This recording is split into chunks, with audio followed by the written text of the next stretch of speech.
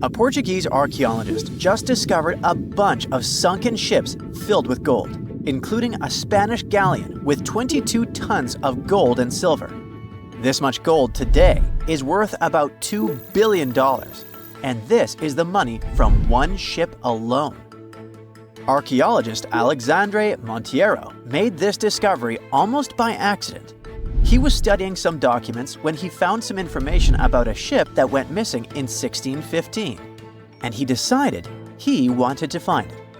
After many years, Alexandre found not just this specific ship, he actually discovered 8,620 shipwrecks in the waters of Portugal alone. Out of this number, 250 are gold-filled shipwrecks, a discovery that would make any Jack Sparrow shake in his boots. Most of these ships went down for boring reasons like the weather, but sometimes they were destroyed in battles, which may or may not have been super epic. They were carrying gold and other treasures from the New World to Europe, and of course, everyone wanted a share. Alexandre had been studying historical shipwrecks for 30 years now, so he has discovered many ships that went down in somewhat glorious ways. In 1816, for example, a ship of one of the richest men in Portugal sank in Australia, with an insane amount of 66,000 silver coins. This was the first ship from Portugal to ever plunge in the waters of Australia. The bad news is that these ancient sunken vessels, filled with riches and epic stories, are not so easy to reach. They're deep down in the ocean and covered by sand. You could still try, but that would be stealing part of a country's history. And you wouldn't want to be that person, would you? Naturally, Portugal was not the only country that explored the seas back then. The coast of Europe is packed with sunken ships filled with gold. In fact, there are about 1 million historical shipwrecks underwater right now, and the treasures abandoned under the sea might be worth around $60 billion. It's an insane amount of money, but let me tell you that these gold-filled sunken ships aren't really worth the hassle. There are many stories of maritime treasure discoveries that turned into insane lawsuits and even long jail time. Our first story starts in 1746, when a violent storm crashed a ship called Prince de Conti near an island in Brittany. The ship was filled with tea, ceramics, and 100 gold ingots. Of course, the owners of the ship tried to save the loot, but if it's not easy now, imagine how it was back in the 18th century. It took more than 200 years for the vessel to be found. It finally happened in 1975, when a group of French men discovered it and decided to take pretty much every valuable thing they could find. Now, I said these things were not worth the trouble for a reason. In France, if you find anything that can be historical, you must declare it to the local authorities within 48 hours. Fail to comply, and you will be committing something known as a crime. To be fair, our French friends here did declare their findings, but only the corroded cannons from the ship. And the gold? Well, they sold it. Obviously, because each gold bar is worth between $125,000 to $231,000. It took French authorities almost 50 years to retrieve the stolen gold, and they didn't retrieve all of it. Part of it was bought by an elderly couple living in Florida, and the crime is so serious they were charged for connection with money laundering, organized crime, and the trafficking of cultural goods. The poachers also sold some gold ingots to the British Museum collection. Now, let's go back to the 1850s, when a steamer called SS Central America traveled from Panama to California and back again.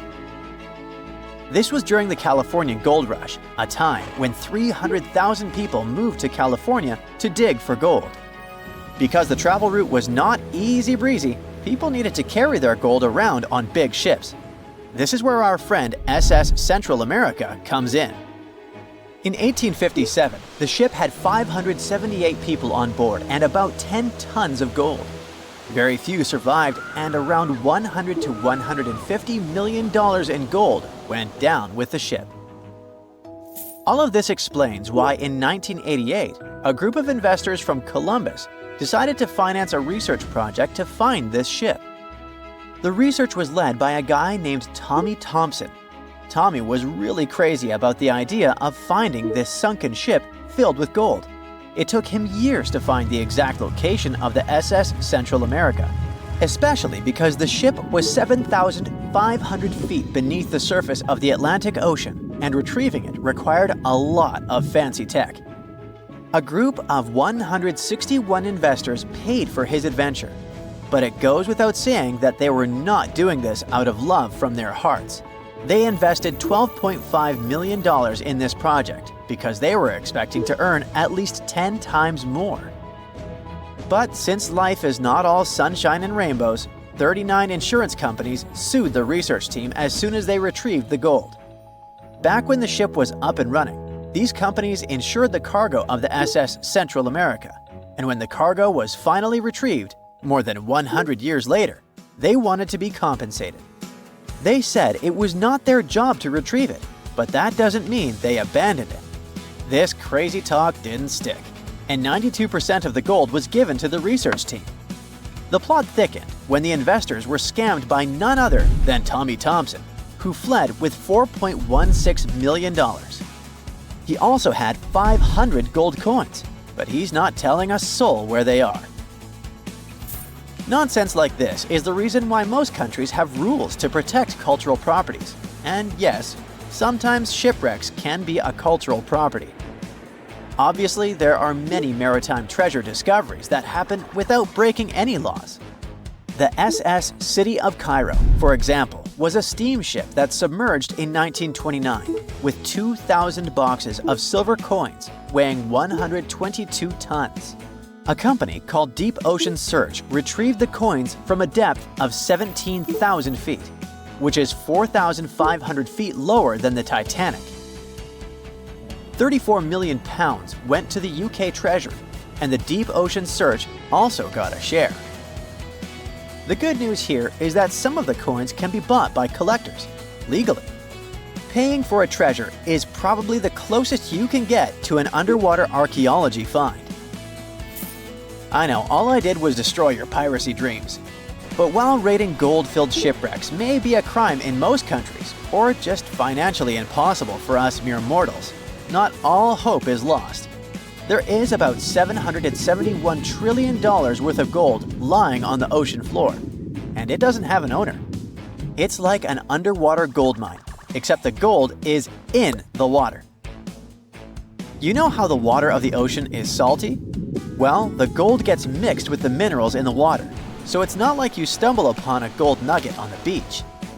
Each liter of ocean water has 13 billionths of a gram of gold, and it's very difficult to extract such tiny particles of gold from the water.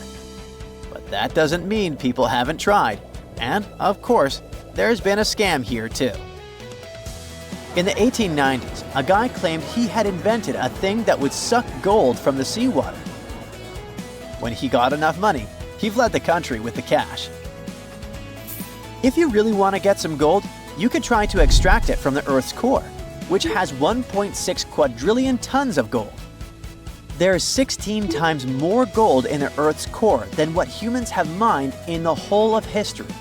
No hoax involved here, because nobody has dared to go down there yet.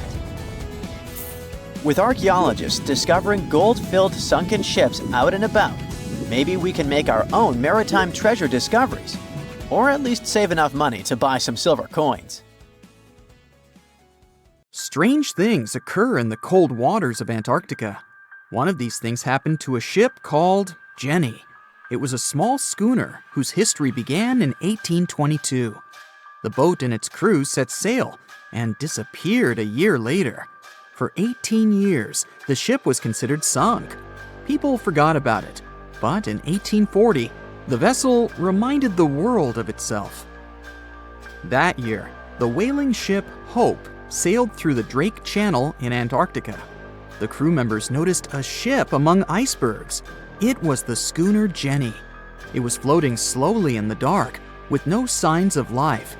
The captain of the Hope, Mr. Brighton, gave the order to approach the mysterious vessel.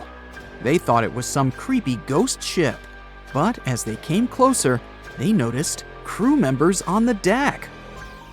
The sailors of the Hope called out to them, but received no answer. This time, it became clear that something terrible had happened to the Jenny. When Brighton boarded, he realized that the Jenny crew members weren't missing. They were here. Frozen people stood like statues. Brighton went down to the lower deck and found the captain. He was sitting frozen at the table, holding a pen. Brighton looked at the logbook. The last record was made on May 4th, 1823. The captain wrote that he was the only living member of the crew. They spent 71 days without food. It seemed that the ship got lost in the sea because its captain went off course or sailed into an iceberg, but no one knew for sure. After that, nobody ever saw the Jenny again. According to rumors, the crew of the Hope abandoned the frozen ship and left it to drift in the cold waters. According to other rumors, this whole story is fiction. The story of the Jenny was described in a German magazine in the middle of the 19th century. Still, there was no further evidence of the ship's existence. Already in our time, Cambridge University decided to explore the case of the Jenny. The researchers discovered that one of the crew members of the Hope, who didn't disclose his name, told someone the legend of the frozen ship. Someone shared the story with another guy, and it was published in a German magazine called Globus. And that's all. There was no other evidence. One of the most famous ghost ships was the Mary Celeste, and there's no doubt about its existence. The history of this vessel was documented in court. People wrote about it in newspapers, but the most exciting thing is that the ship continued to be used even after 10 people disappeared from its deck. The history of the Mary Celeste began in Canada in 1861. When it was first built, the ship was called the Amazon. It changed captains several times, and it also hit some rocks. The boat was sold, bought, then sold again, repaired, and sailed under the name Mary Celeste. In 1872, it had a new captain, Benjamin Briggs. He was a decent, brave man with a lot of experience in navigation. He had a beloved wife, a daughter, and a son. When he went on his last voyage, he took his wife and daughter with him, and his son stayed in America. In November of 1872, the Mary Celeste sailed from the port to New York with 10 people on board and disappeared. 8 days later, another ship, the Dei Gratia, also left New York and followed the same route. Dei Gratia's captain, David Morehouse, noticed the Mary Celeste and immediately realized something was wrong. The ship was moving too freely, as if no one was controlling it. The captain tried to contact the crew members, but no one answered him. Then, together with other sailors, he climbed aboard the Mary Celeste. The ship was in good condition. There was no damage. The hold was slightly filled with water, but it could be easily pumped out. Everything seemed fine, but one lifeboat was missing. The crew members' valuables were in their cabins. The cargo was in the hold. The supplies of water and food were untouched. Judging by the records in the logbook, the ship was caught in a storm, but it was not too strong. Other ships also sailed through this storm, but nothing bad happened to them. The last record was dated November 25th, and it claimed that everything was fine. The sails of the Mary Celeste were slightly damaged, but perhaps it happened after the crew had disappeared. The whole ship was in excellent condition, but what made the people leave it? Part of the crew of the Dei Gratia stayed on board the Mary Celeste to bring it to dry land. Everything went well. They delivered the ship to the closest port. Next, the captain of the Dei Gratia appeared before the court and told about what had happened. However, the prosecutor and the judge didn't want to believe in the story of the Mary Celeste. They were sure the captain got rid of the ship's crew to get money for its cargo. According to the maritime laws of that time, if you found a ghost ship with valuable cargo, then a substantial part of this cargo belonged to you. So, many people thought that David Morehouse decided to earn some money. This version seemed to be more valid than the one about the mysterious disappearance of 10 people. Fortunately, no one accused the captain of committing a crime. They thanked him for his service and gave him a monetary reward. However, his reputation was damaged, which greatly affected his career, as many believed he attacked the crew of the Mary Celeste. But even after this terrible case, trial, and investigation, the story was not over. The Mary Celeste was still an expensive and efficient vessel. It sailed several times, but then one captain crashed it into the reefs to get insurance. The court revealed this deception and accused the captain of intentional property damage. The story of the Mary Celeste became famous all over the world. People began to build their theories, realistic and not. Someone believed the ship had sailed through the Bermuda Triangle, but this version was quickly refuted, as the route of the Mary Celeste passed thousands of miles away from the Bermuda region. Did the Kraken or another giant monster attack the ship? Nope. Since the boat was found in almost perfect condition, there were no signs of a struggle. One of the most popular versions was that the crew of the Mary Celeste stole some valuable cargo and sailed to Spain on the rescue boat. However, those who knew Captain Benjamin Briggs said he was a good, honest man. Besides, he had a son in New York, and Briggs would never leave him. A more thorough investigation revealed that a series of accidental circumstances could have caused the disappearance of the ship's crew. Before its last voyage, the vessel delivered coal. Perhaps the pump intended for pumping water got clogged with coal after that. And when the ship got into a storm, the hold filled with water and the pump broke. The captain couldn't understand the amount of water because numerous barrels in the cargo hold blocked the view. Benjamin Briggs assumed it was dangerous to stay on the ship during a storm, so he evacuated with the passengers on a lifeboat. Perhaps they were close to land and decided to sail there, but the storm intensified and overturned the boat. Also, one record in the log journal said that the chronometer was faulty. It was a device that helped to determine your location at sea using longitude.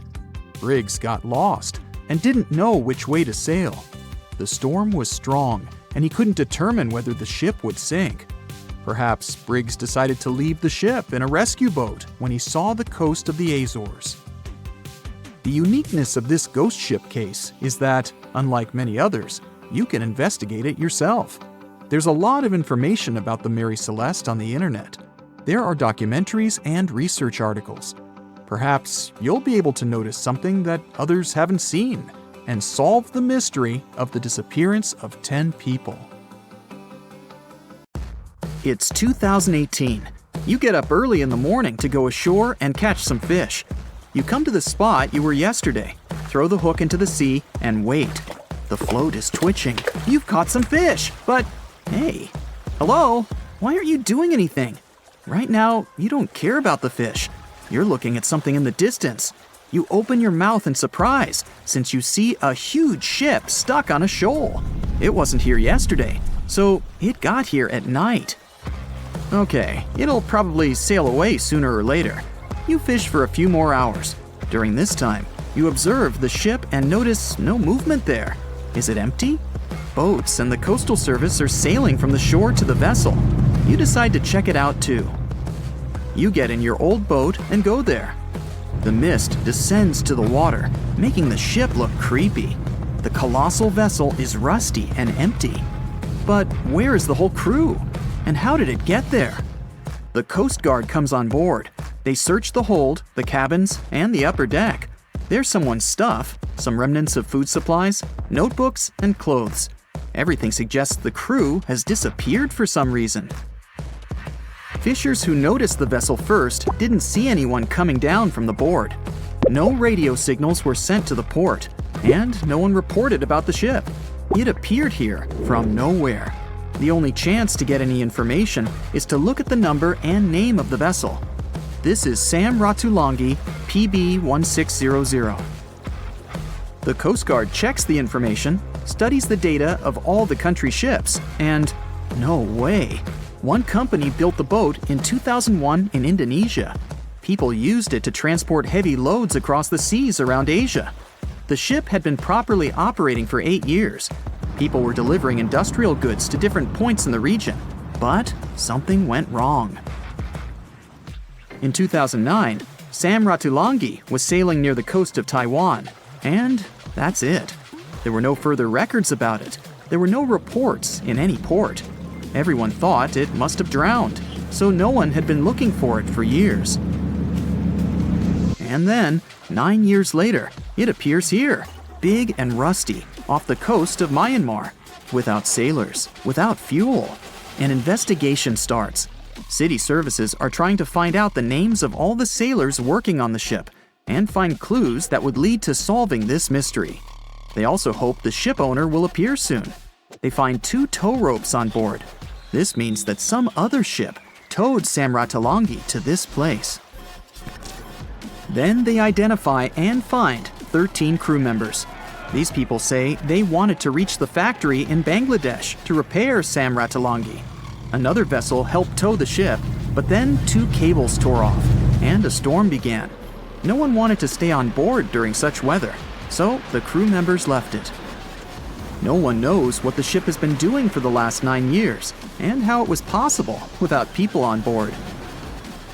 And here's another, much more mysterious ship story. On February 16, 2020, locals found a large cargo ship stuck on a rocky shore off the coast of an Irish village. The boat looked rusty, with holes in the hull and rotten parts. People hadn't seen this vessel the day before, so it appeared there at night. The last time people saw the Alta cargo ship was a few months earlier, thousands of miles off the coast of Ireland. That day, the Alta was sailing in the waters of the Atlantic Ocean. Another ship, the MS Protector, noticed it. MS Protector crew members tried to contact the ship, but received no response.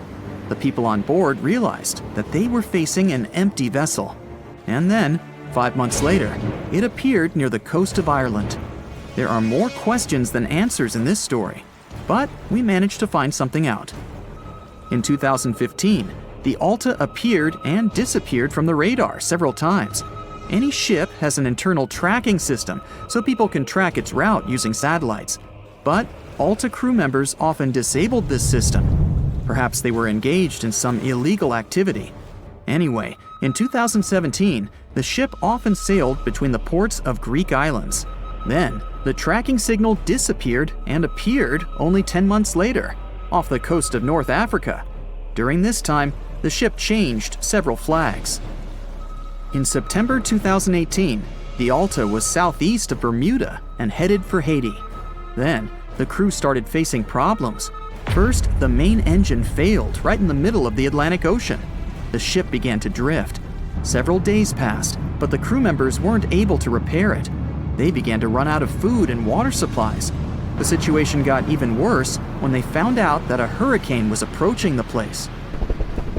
Fortunately, they managed to contact the U.S. Coast Guard. A helicopter flew to the Alta on October 2nd to bring them some supplies. There was enough food for several days. Then, a rescue boat sailed to the ship. It evacuated all the sailors and delivered them to Puerto Rico before the hurricane. The Alta had to drift alone in the ocean. After a while, another ship approached the Alta to tow it to the shores of Guyana. But at this moment, everything went wrong. Someone stole the boat, disabled the tracking system, and sailed away in an unknown direction. After almost a year, the MS Protector found the empty Alta in the waters of the Atlantic Ocean. And then, 9 months later, the ship without a crew sailed to the shores of Ireland. How did it manage to travel across the Atlantic and get to the coast of Ireland? It's still a mystery. Maybe it was just luck. No one else saw the ship all this time. It was just covering huge distances, surviving storms. Who's the captain? What happened to the thieves? Who owns the ship now? One day, someone called the village administration and introduced themselves as the vessel owner. But that unknown person didn't provide any evidence.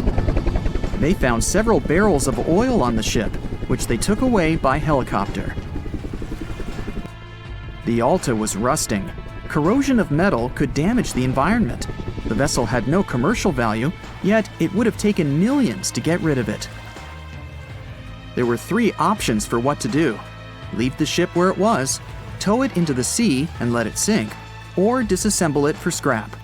But nature had its own plans. Storms and strong waves split the hull into 2 parts. The Alta was drifting without a crew in the waters of the Atlantic Ocean for about 2 years. But this is nothing compared to a ship that was traveling for 38 years. The record belongs to the SS Beichimo.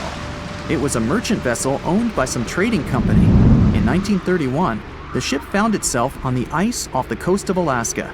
Its movement slowed down. A thick layer of ice blocked the ship, and a strong storm only made the situation worse. The blizzard was so intense that the crew members couldn't see anything but a white veil in front of their eyes. Sailing any further was impossible. The team had to wait for the storm to end. They waited for a day, 2, 3 days. A week had passed, but the snowstorm was only getting stronger. Then, one day, it grew weaker. The crew members split into 2 teams. The first team went to the nearest city. The second group, along with the captain, stayed on board. They set up camp next to the ship and waited for the blizzard, which had started again, to end. There was 0 visibility. And finally, one day, the storm was over. Great! And now, wait a minute. But where is the ship? The SS Beichimo just disappeared during the blizzard. The captain was sure that the ship had sunk, so he left along with the crew. Then, a week later, they saw the vessel drifting near the area where they had lost it. The hull was damaged so severely that it was unsafe to sail on it. Repairing the ship would be pointless and expensive, so the captain decided to abandon it. He was sure that it would go underwater sooner or later, but it stayed afloat for the next few days, the next few months, and a few years. People had reported seeing it at various points along the coast of Alaska for 38 years. The last record of the SS Beichimo is dated 1969. Those who saw it claimed the ship was completely frozen, almost merged with the ice. Some people planned to start an expedition to find the ship, but all attempts were unsuccessful. The vessel is probably lying somewhere on the deep sea floor.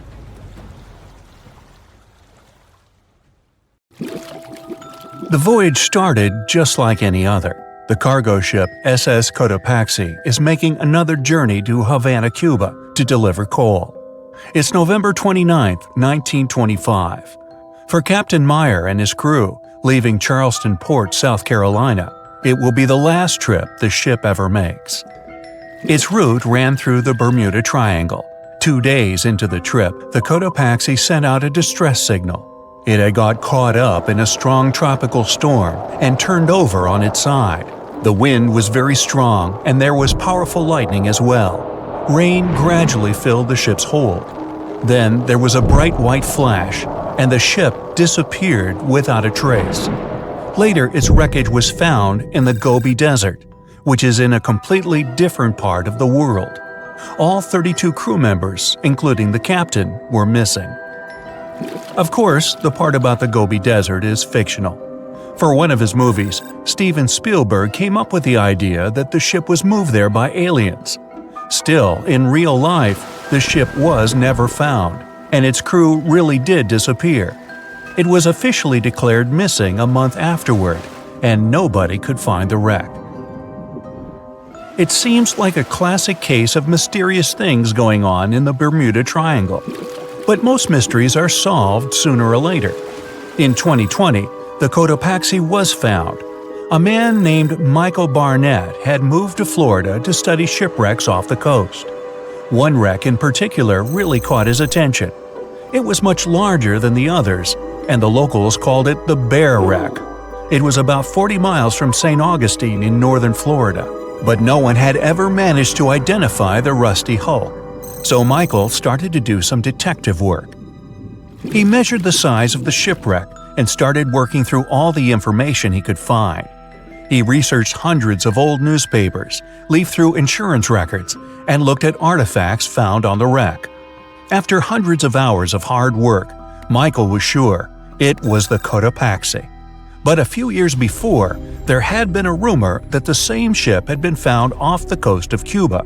The Coast Guard found the wreck of a cargo ship about the same size that looked a lot like the one lost in 1925. Michael was sure they were wrong, so he teamed up with some science journalists and kept investigating.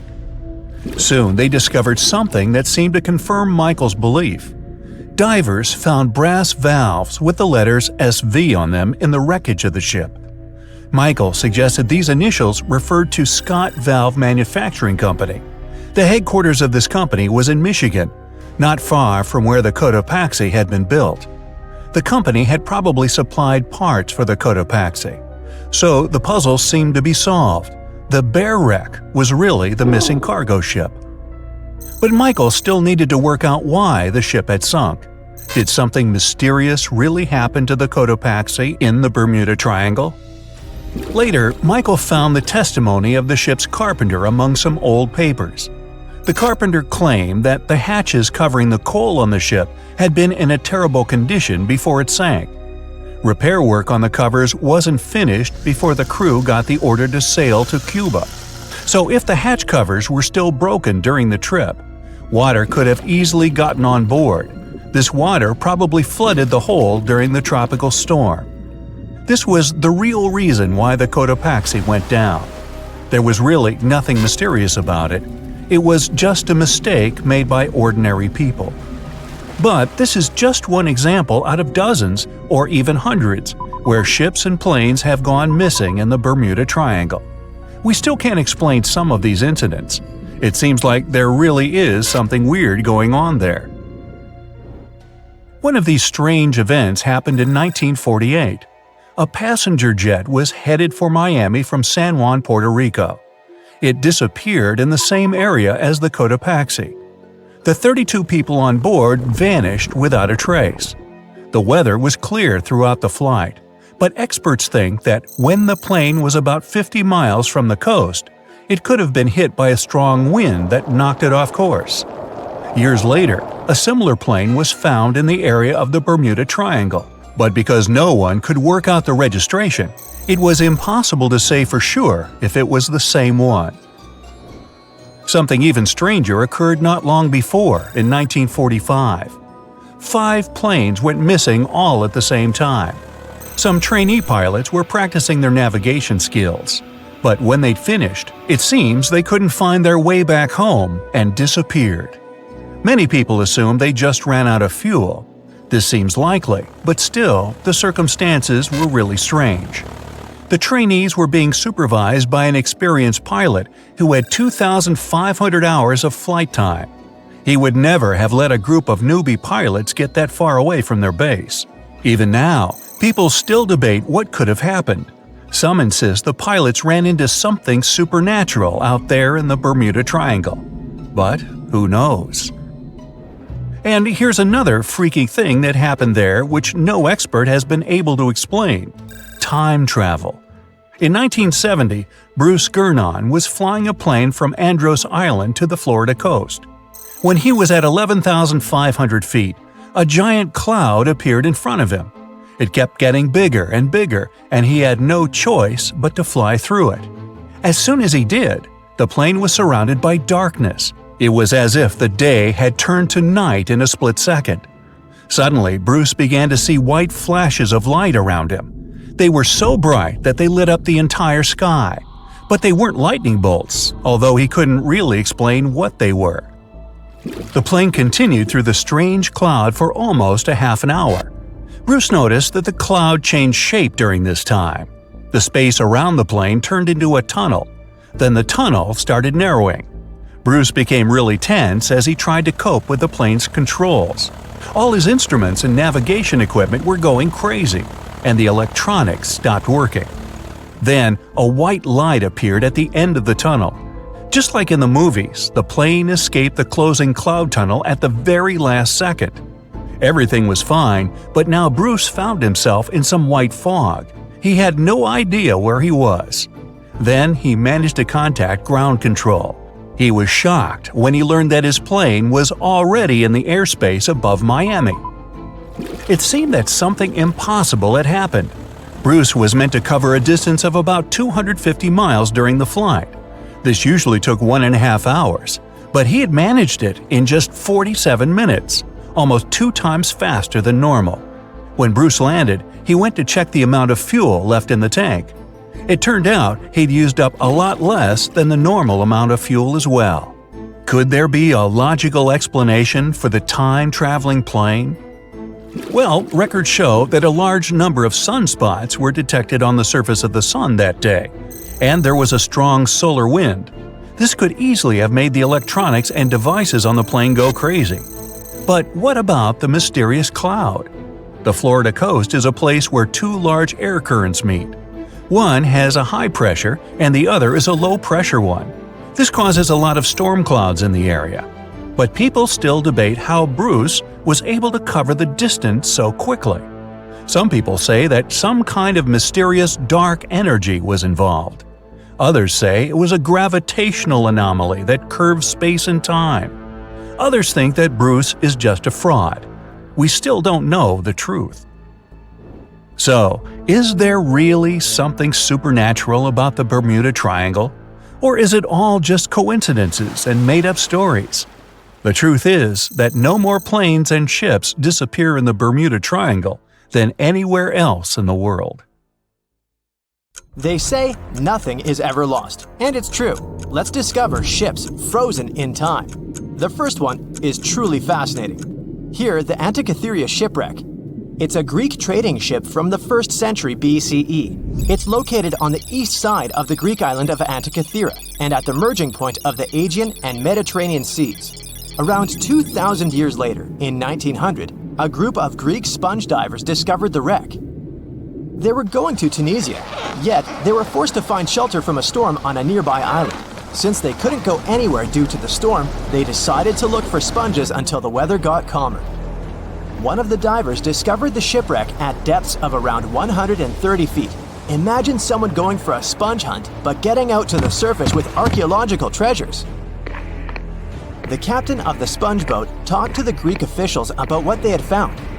The officials sent 2 ships to the wreckage. The salvage operation was successful, and discoveries are now in Greece's National Archaeological Museum in Athens. The findings included 3 life-sized marble horses, jewelry, coins, and hundreds of works of art, including a 7-foot-tall Colossus statue of Hercules. Among these treasures, Antikythera ephebe, a bronze statue of a young man, caught more attention. Because the ephebe doesn't comply with any familiar iconographic model, and there are no known copies of his type, he held a spherical object in his hand. Scholars have different theories of who that person could be, but they are not in a consensus yet. More than 70 years later, Jacques-Yves Cousteau and his team went to the area and recovered hundreds more artifacts and the remains of 4 people. Interestingly, they discovered a complex set of interlocking gears, capable of predicting the movement of the sun, moon, and several planets. The mechanism can also show the times of solar and lunar eclipses years into the future. Think of this Antikythera mechanism as an early computer calendar, to plan significant events like agricultural activities, religious rituals, and Olympic Games. These artifacts found in the Antikythera wreckage are some of the most important findings in modern archaeology. Just the Antikythera mechanism itself has changed our perception of the limits of ancient technology. The mechanism has a sophisticated design and was made over 1,000 years ago. After all these amazing discoveries, experts believe that the wreckage site has remained largely unexplored and is mostly because of its location and the landscape of the seafloor on which the ship rests. The wreck is too deep for scuba divers but too shallow to use something like a submersible. A survey made on the seafloor in 2012 showed evidence of a second wreck about 800 feet to the south. It's clear that this area has a lot to offer humanity. What would happen if those sponge hunters didn't go to the area? Scientists found a shipwreck in Antarctica at the bottom of the Weddell Sea 107 years after it sank. The name of the ship was Endurance, and it was the lost vessel of Antarctic explorer Sir Ernest Shackleton. Scientists who laid eyes on it decades later say it is among the greatest undiscovered shipwrecks ever. That is why they filmed the whole discovery. The video shows the remains of the Endurance and proves it is still in remarkable condition. It has been sitting in 10,000 feet of water for over a century, yet it looks like it sank very recently. So the story goes like this. The ship was crushed by ice and sank in 1915. Shackleton and his crewmates had to escape by themselves in small lifeboats. From then on, it was all about survival. Shackleton imagined to get his crew to safety. Then, the ship sank. Yes, this is a pretty impressive story. But why did scientists prize this ship? Firstly, Shackleton's Imperial Trans-Antarctic Expedition sailed to make the first land crossing of Antarctica. Yes, the crew was trapped in ice, but the intention was important. Secondly, it's about the challenge itself of finding the shipwreck. The Weddell Sea is almost always covered in thick sea ice. You know, the same ice that made the Endurance sink. Getting near the presumed sinking location is super hard, let alone being able to conduct research. Experts of the modern expedition team foresaw the time when the lowest extent of Antarctic sea ice would come using satellite images. They realized that the weather was in their favor to start an expedition. Dr. John Shears said that they have successfully completed the world's most difficult shipwreck search, fighting against constantly shifting sea ice, blizzards, and temperatures decreasing to -0.4 degrees Fahrenheit. Yeesh, I can't imagine the worst conditions in Antarctica if these conditions are in their favor. Lastly, look at this. It's timbers. They're very much intact. Plus, you can read the ship's name. It's still visible. Marine archaeologist Menson Bound says that this is the finest wooden shipwreck he has ever discovered. He has 50 years of career experience, so I believe the guy. So how come the wood is not rotten? Dr. Michelle Taylor, a deep-sea polar biologist, said that there has been little wood deterioration because the wood-munching animals are not in this forest-free region of Antarctica. Workers of a coal mine in East Serbia discovered 3 shipwrecks that had been there for at least 1,300 years. The largest shipwreck is an ancient Roman fleet. It's around 50 feet long with a flat bottom. It's estimated that the ship could carry a crew of 30 to 35 people. Looking at its hull, you can see the marks of repairs. Wow, this one had a lengthy career. You know, it gives us insight into more than 1,000 years ago. The 2 smaller vessels, on the other hand, match descriptions of boats used by Slavic groups to attack the Roman frontier. These 2 have been discovered under mud and clay in an ancient riverbed. Apparently, in those times, there was a Roman base in a place called Viminacium City. Interestingly, Viminacium was a provincial capital with an estimated 40,000 inhabitants in the 4th century CE. For comparison, it was even larger than Pompeii. The Kostelach coal mine is a center of hidden gems. Archaeologists had found evidence of ancient human and animal activity here before. For instance, in 2012, experts found bones of at least 5 woolly mammoths, which went extinct about 10,000 years ago. Canadian archaeologists found a ship 150 years after it went missing in the Canadian Arctic waters. This merchant ship is called HMS Investigator. It was purchased in 1848 to search for the explorer Sir John Franklin's ship that got lost in the Northwest Passage expedition. So, HMS Investigator left Britain in 1850 for this rescue operation. The expedition crew, captained by Robert McClure, sailed the Investigator into the water. He realized that he was in the final leg of the Northwest Passage, the sea route across North America. But before he could sail into the Beaufort Sea, the 122-ton ship itself got stuck in the thick ice. The crew spent the winter over the Prince of Wales Strait. The following summer, McClure tried again to sail to the end of the passage, but the ice blocked his way once more. Here, too, the crew was forced to leave the ship. He steered the crew into the Bay of Mercy. There, they were to remain until 1853 when the crew of the HMS Resolute rescued them. Imagine a crew of 60 people who had to spend 3 winters in the Arctic without even knowing if they would survive. Later on, the ship was found sitting upright in about 36 feet of water. It was in very good condition. Arctic water has prevented the outer deck of the vessel from deteriorating quickly. The outline of the ship and its timber can be clearly seen. Plus, archaeologists have uncovered artifacts on land left by the sailors. They had unloaded everything before abandoning the Investigator. 3 sailor graves and 1 British naval shipwreck had also been discovered in the area. I wonder what else they could find there. Wow, it's the only place where 1 minute you're learning 17 natural ways how to get rid of houseflies, and the next, you're taking an epic journey straight into a black hole. More than 10 billion with a B views in total. That's 47 billion minutes watched, or more than 70,000 years. That's all the way back to the Ice Age. No, I wasn't around then. 40,000 videos, hundreds of topics, and most importantly you, a whole 44 million of you. Our viewers. We could populate an entire country if we wanted to. We'd like to continue helping you learn and giving you useful skill improvement tips. Got a thirst for knowledge? We've prepared 4 masterclasses on creating a 2D character animation from scratch, 10 hours of video lessons, practical tasks using professional software, and additional materials that you can use with your own projects. Get the full course now and create your own animated masterpiece. The moon shines brightly and illuminates the black water of the ocean. Thick fog descends on it in ominous silence. Then, it's suddenly broken by the creaking of wooden boards, followed by a rippling of the waves. Through the fog, you see the outline of an old large ship. Its hull is rusty, and a strange cold is coming from it. But the most unsettling thing is that there's no one on the deck. The ship sails without a crew.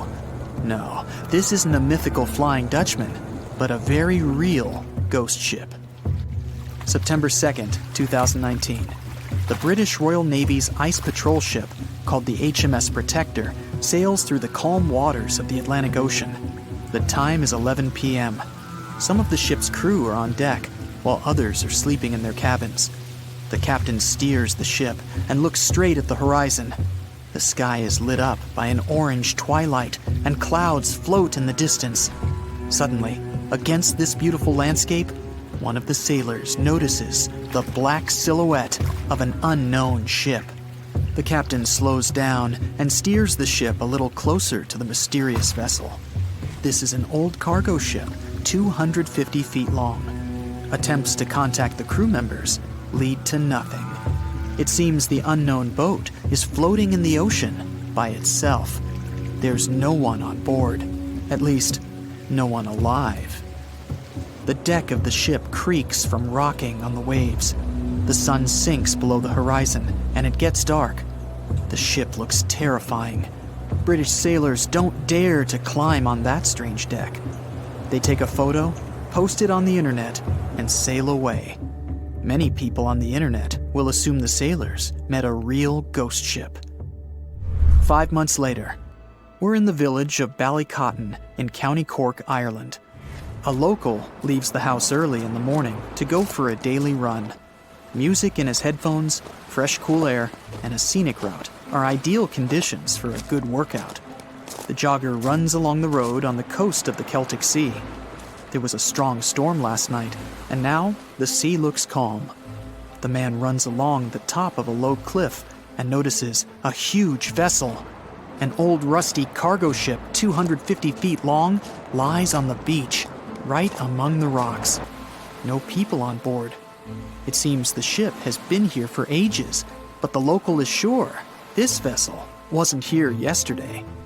A little later, it turns out this is the same ship that the sailors from the HMS Protector saw 5 months ago, thousands of miles from this place. The cargo ship, called the Alta, was built in 1976. Nobody knows who used it all this time and for what purposes. It's only known that in 2017, the ship was purchased by a new owner and marked with the flag of Tanzania.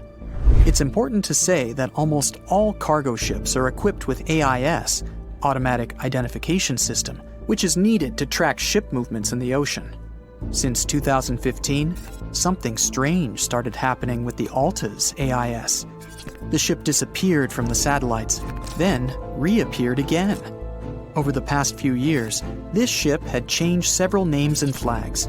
It's not surprising that its AIS shut off and turned on numerous times. It's said that some of those who disable AIS on their ships do so to hide outlaw activities. The ship's captain, whoever it was, clearly didn't want to show the Alta's movements. As AIS showed in 2017, the ship had sailed near Greek port cities. The Alta made 12 stops in 3 such cities in different parts of Greece. Then, the AIS signal disappeared, and 10 months later, the Alta reappeared near the northern coast of Africa, 1,200 miles from Greece. In September of 2018, the ship was sailing about 1,400 miles southeast of Bermuda, and at that time, the crew members started having problems. There were 10 people on board the Alta. On September 19th, the ship's engine failed right in the middle of the Atlantic Ocean. The nearest shore was very far away. The ship began to drift. As days passed, the crew couldn't fix the vessel. Food supplies were running low. The crew started to panic and tried to contact someone.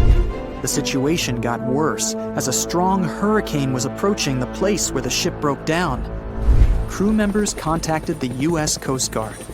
On October 2nd, a helicopter headed towards the ship.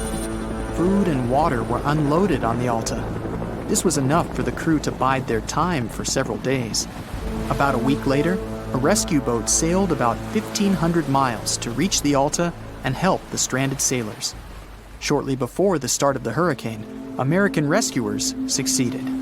The entire crew of the wrecked ship was taken to Puerto Rico. The Alta remained drifting in the ocean. After a while, another ship arrived to tow it to the coast of Guyana. Then, something went wrong again. The ship was hijacked. Who did it and why remains a mystery to this day. But then, for some unknown reason, the thieves decided to abandon the ship and left it to drift in the ocean. For almost a year, the ship's location couldn't be tracked. Then, in September 2019, the vessel was found by the British Royal Navy. How the Alta was able to cover the distance across the Atlantic and wash up on the coast of Ireland is unknown. An investigation has been launched in Ireland. It's necessary to identify the owner of the vessel and find a responsible person to take on the task of towing it. But no one has since been found. Once, an unknown person called the Irish authorities and introduced themselves as the owner of the ship, but didn't provide any evidence. Several barrels of oil were found on board the Alta. To dismantle the ship, the Irish authorities will need to spend about 10 million euros. Local residents are annoyed by the wreck too.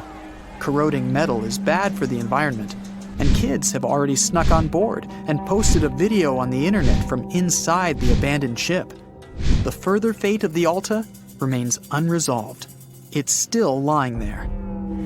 That ship sailed in the ocean for just 2 years. Now imagine if some other managed to drift for 38. In all that time, no one could catch this ship, and people still seek it. That vessel is called the SS Bechimo. It was a merchant ship owned by a Canadian trading company. In 1931, the ship got stuck in ice off the coast of Alaska. A strong snowstorm began. The team waited a week for it to end, but the storm only intensified. One day, the weather improved a bit, and part of the team was evacuated to the nearest city. Another part of the crew, with the captain, set up camp near the ship. The storm started again and didn't stop for a long time. The blizzard was so heavy that the ship's captain couldn't see beyond his arm's reach. Finally, when the storm was over, the captain saw that the ship simply vanished. He decided the Bechimo sank during the storm. A week later, the ship was found, drifting near the place where it was lost. The hull of the ship was damaged so badly that it was unsafe to sail on it. The captain decided to abandon the ship. However, it didn't sink. For the next 38 years, it was drifting at various points along the Alaskan coast. Several times, people climbed on the ship, including native Alaskan residents and a group of researchers. Attempts to save the vessel from the sea ended in failure. The salvage operations were hampered by drifting ice and bad weather. The last time it was seen was in 1969. The ship was frozen and blocked by the ice. In 2006, the government created a special project to find the Bechimo. However, in all these years, the ship still hasn't been found. Its fate is unknown. It's likely that the ship has finally found peace and is now lying on the seabed of the Chukchi Sea. Thick fog is rising over the ocean as the sun is slowly sinking towards the horizon. It's hard to see further away than a few dozen feet, but that's enough to notice a hulking, skeletal shape in the distance. As your ship approaches the figure, your heart beats faster, and then you make out the details of another vessel, abandoned by the looks of it. Ghost ships do exist, and their mysteries aren't always solved. Take MV Hoita, for example. It was a wooden vessel built in 1931 as a luxury yacht. It had served well to various people over 20 years before it was bought by a Samoan sailor and became a merchant ship. In 1955, though, Hoita's service came to an abrupt and mysterious end. On October 3rd, it set sail for another trading voyage that should have taken no more than 48 hours. Delays happen in the sea, so when Hoita didn't arrive on October 5th as scheduled, there was little worry yet. But then it failed to come on the following day too. There was no distress signal or any other sign of Hoita's presence anywhere between its departure and arrival points.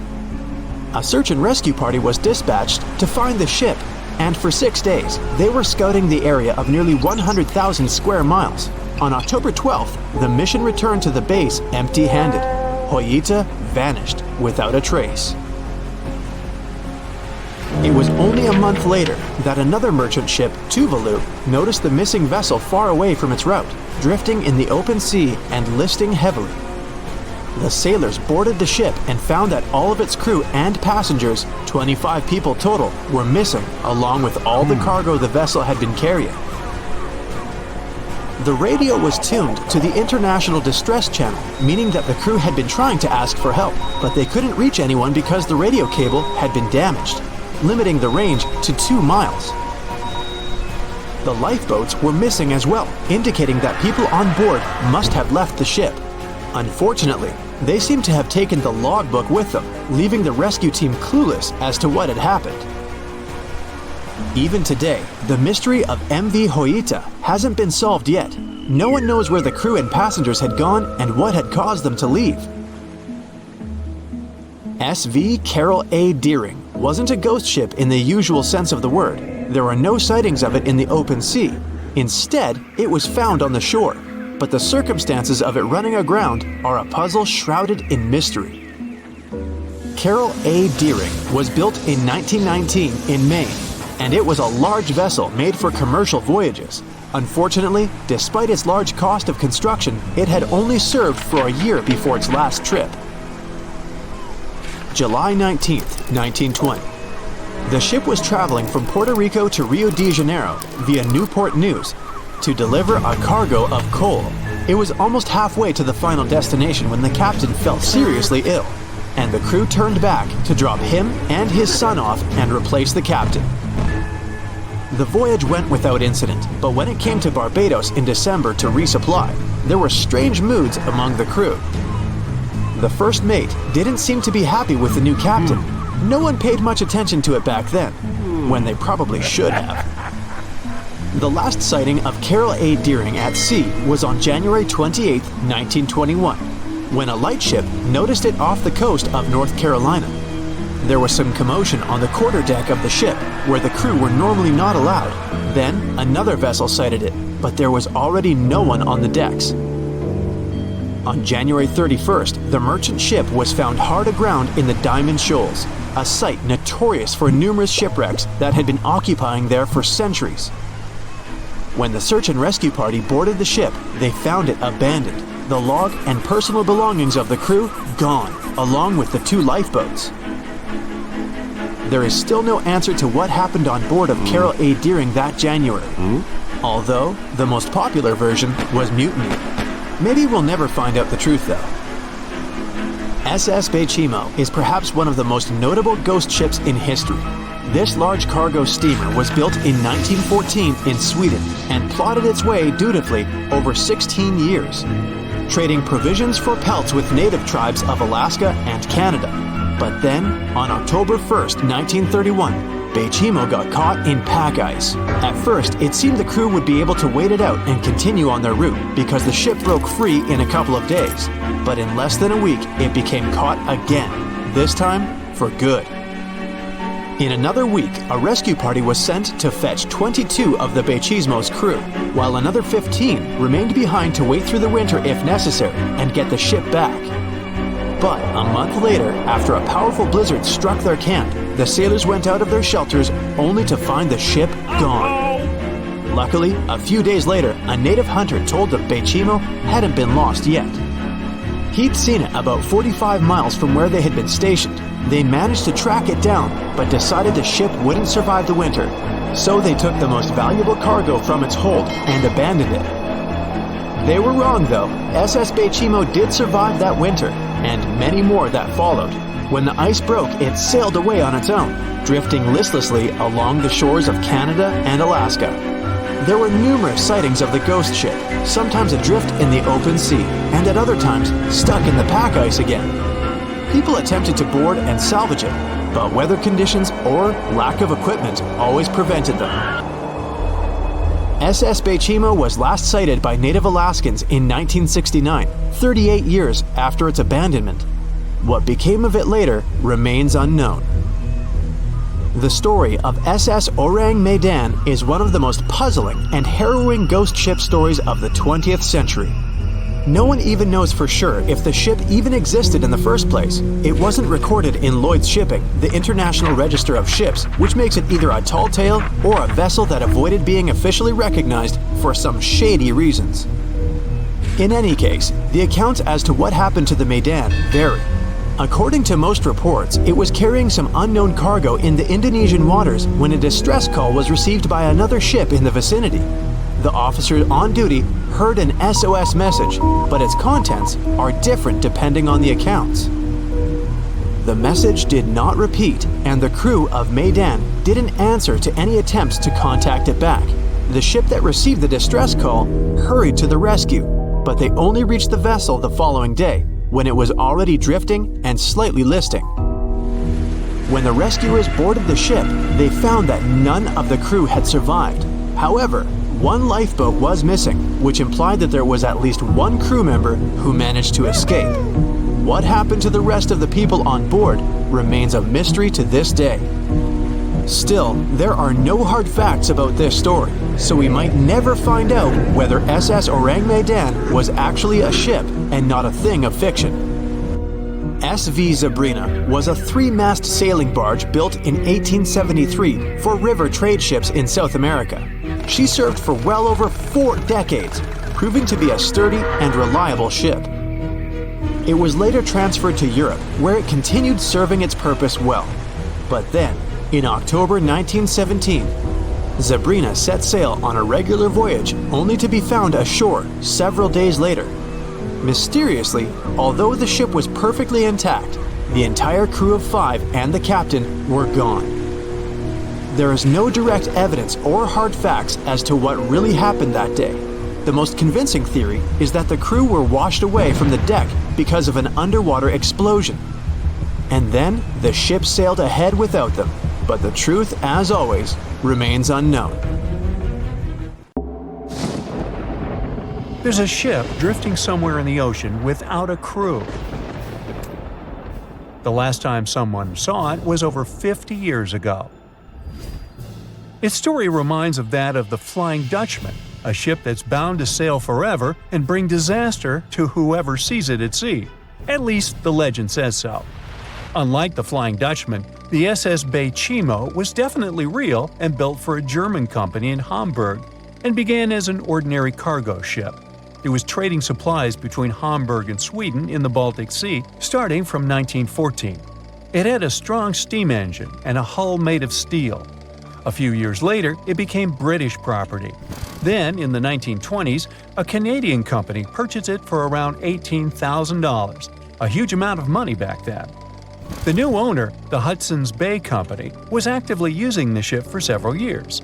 They would often send it on voyages from its home port in Scotland to Siberia, Alaska, the Yukon, and the Northwest Territories. It also passed through the Panama Canal and even the Suez Canal, with fur pelts for sale on board. Sometimes it would also transport passengers. It had completed 9 successful voyages before this strip of good luck came to an end. Starting from the 1930s, SS Beichimo would have trouble with ice and storms. When it first got trapped in ice in October of 1931, some of the crew managed to escape to Alaska. 15 of 22 sailors decided to stay with their vessel and try to save it. They had furs and other valuable cargo worth around $58,000 aboard. The company sent them supplies to survive the winter. They set camp near the ship out of the hatches, tarpaulins, and other materials, and offloaded the cargo. At the end of November, a blizzard rushed through the area, and it seemed like it had taken the ship with it. The ice platform had survived, but the ship broke free. Some of the crew members were sure it had sunk. But soon after, they heard from one of the locals who had spotted their ship around 45 miles away from their camp. The crew moved on with their lives, and the ship started its journey as a runaway vessel. People would spot SS Beichimo once a year or so, all the way until 1965. It was mostly spotted off the coast of Alaska. A man going to Nome with his sled dog, along with prospectors, explorers, and treasure hunters, all claimed to have seen SS Beichimo. Someone tried to board it and take it to port, but ended up stranded on it for days because of horrible weather. Others got luckier and managed to take a whaleboat, some furniture, and other valuables from the vessel. Those who got close to the ship saw that it was damaged and missing the propeller. Still, it stayed afloat without a crew for at least 38 years and became the longest sailing ghost ship in history. In 2006, the Alaskan authorities started a project to solve the mystery of this ghost ship of the Arctic and finally find SS Beichimo, either still above or below the water. So far, the project has not been a success. SS Beichimo remains one of the estimated 4,000 ships that have disappeared off Alaskan shores. If the legend of the 17th century isn't lying, this ghost ship could be sailing somewhere along the Flying Dutchman. It belonged to the Dutch East India Company. Its captain managed to do the impossible for that time and sailed from Holland to Indonesia in only 3 months. They said he was flying over the sea, and some evil tongues explained that he had made a deal with evil forces to achieve that. Once the ship was sailing back home, its captain and crew disappeared without a trace. There are many versions of what happened to it. One of the first ones said it had tried to enter port at the Cape of Good Hope, got in a terrible storm, and sank as there was no captain to save it. Another legend says the captain had refused to obey the skies to let the ship sink during the storm. A scary life form then struck the boat and the crew, and it was condemned to forever wander without rest. Many sailors claim to have spotted the Wandering Dutchman. The Duke of York, who was to become King of England, mentioned having seen it in Australian waters. Right after spotting the ship, the man who saw it first fell from the top of the mast and didn't survive. There were more encounters with this legendary ship up to the middle of the 20th century. Ships would nearly collide with it as the Flying Dutchman jumped out of the blue. Scientists have a more logical explanation for this mystery: Fata Morgana, not to be confused with Hakuna Matata. Now, when you're out at sea on a hot day and the air is all wavy, it feels like when you look at the road on a scorching summer day. That's because of something called atmospheric refraction. When light passes through different layers of air with different temperatures and densities, it bends and twists.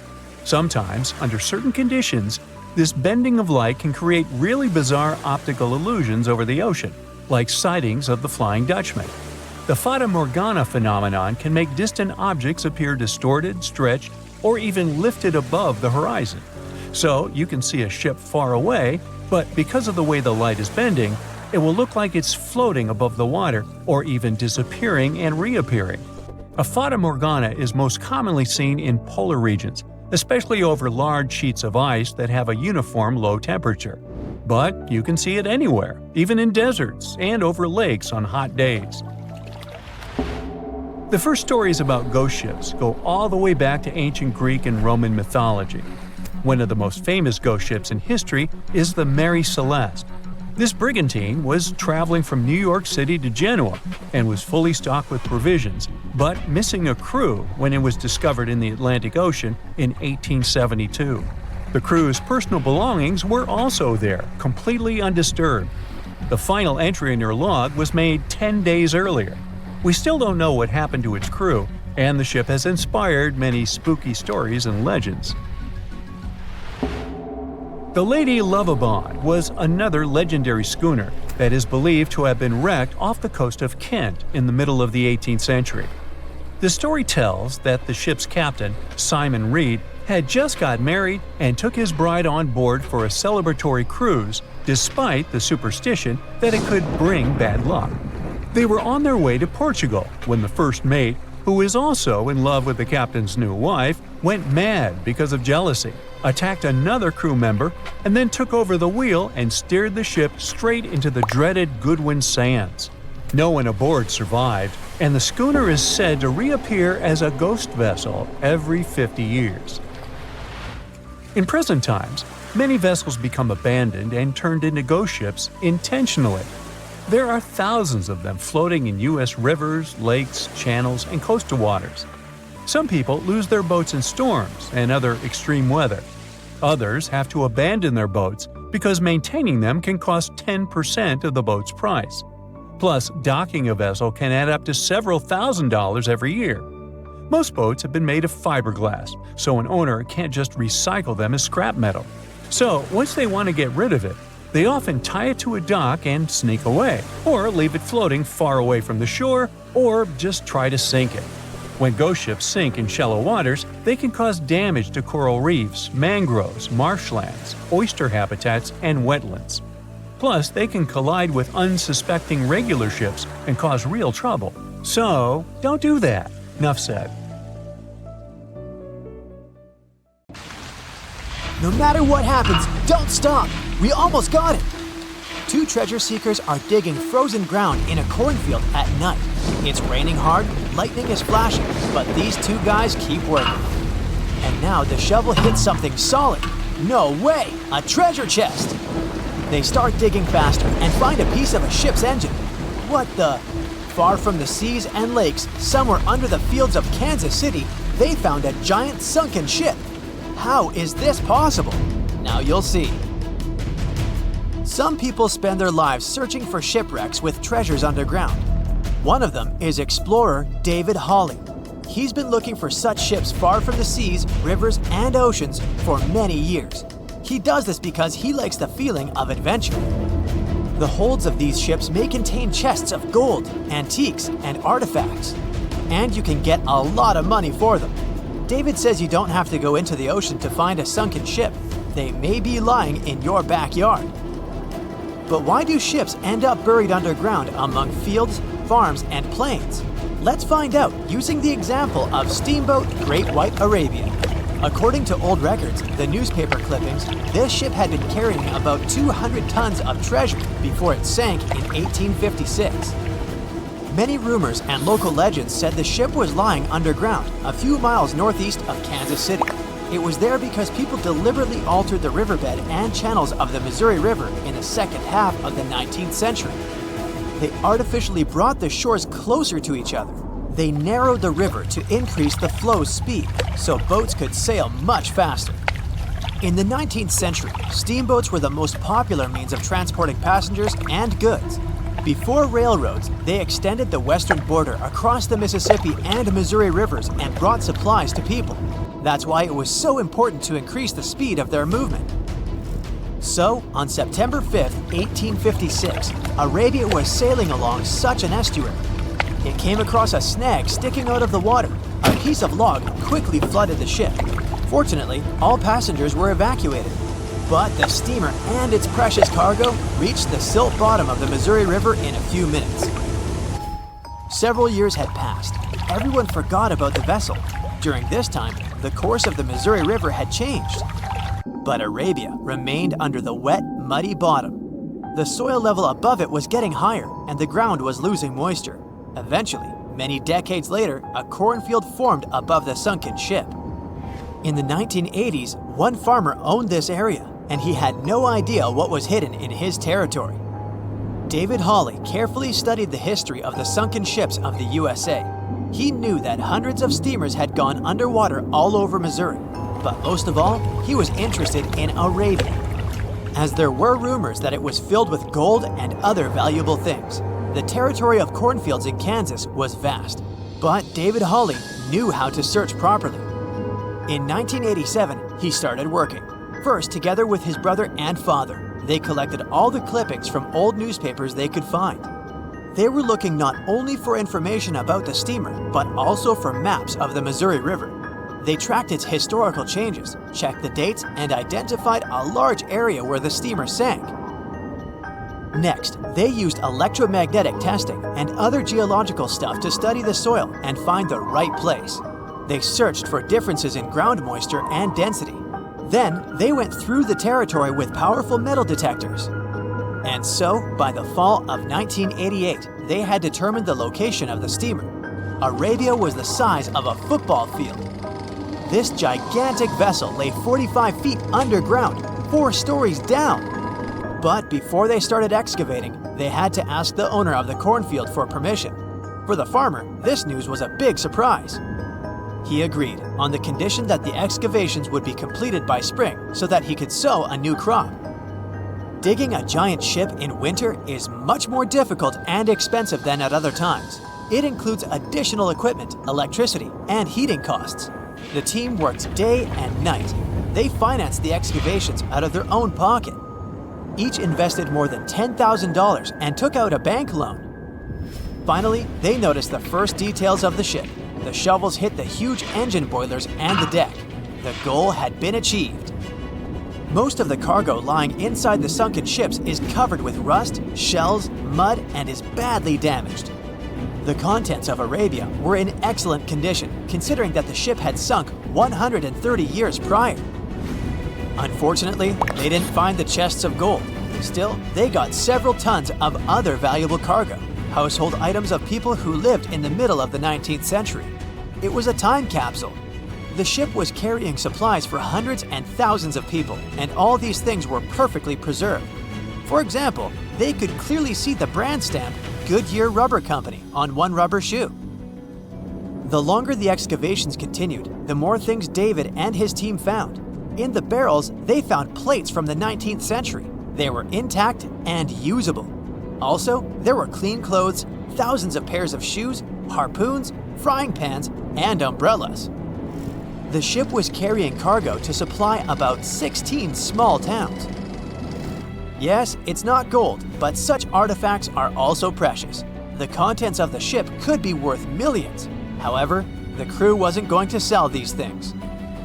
They made a museum on the site of a former fruit market in Kansas City. If you go there, you will immediately feel like you're in a department store of the 19th century. There are thousands of items in good condition. Even the matches here are dry enough to light up. It took David many years to present the entire collection from the steamship. He values each of the items and doesn't want to sell them. Anyone can come here, pay for a ticket, and find themselves in the past. Who knows, maybe there's an old ship hidden in your backyard too. Geologists found an older vessel in the hot desert of Namibia in 2008. This ship sailed back in the days when pirates scared sailors on the seas, and now it's inside a dried-up lagoon.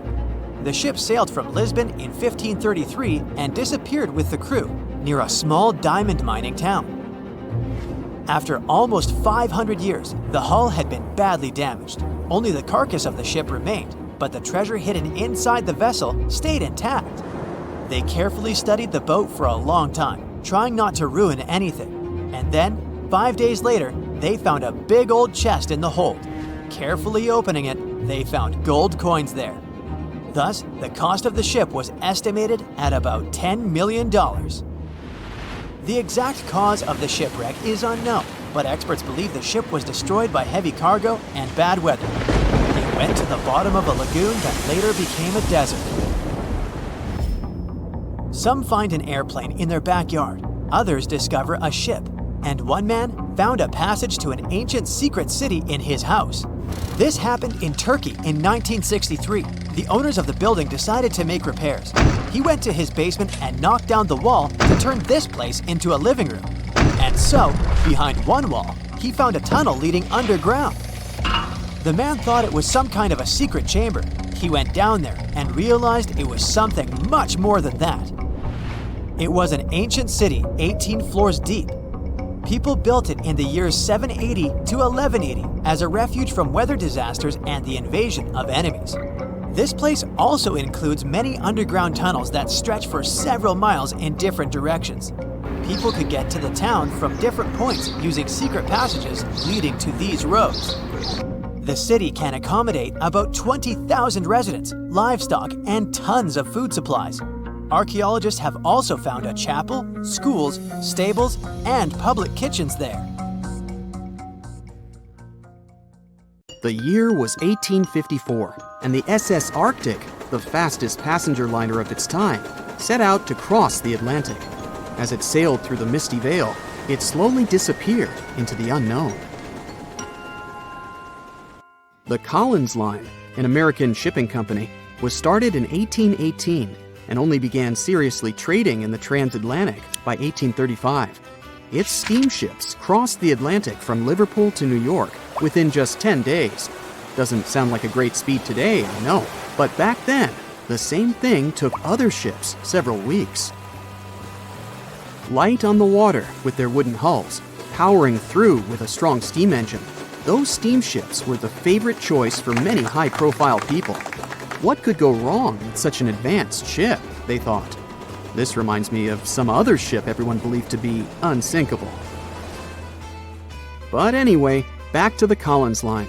It grew to be a serious contender on transatlantic routes, with only one other competitor, the Cunard's Line. It was a British company also aiming to be the main force through the Arctic Passage. In 1835, the company received a new ship that traveled to Liverpool and came back to New York with the largest cargo ever at that time. From then, the Collins Line was steadily growing.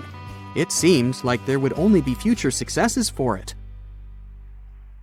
Unfortunately, their lavish ships became costly to run with the amount of coal used.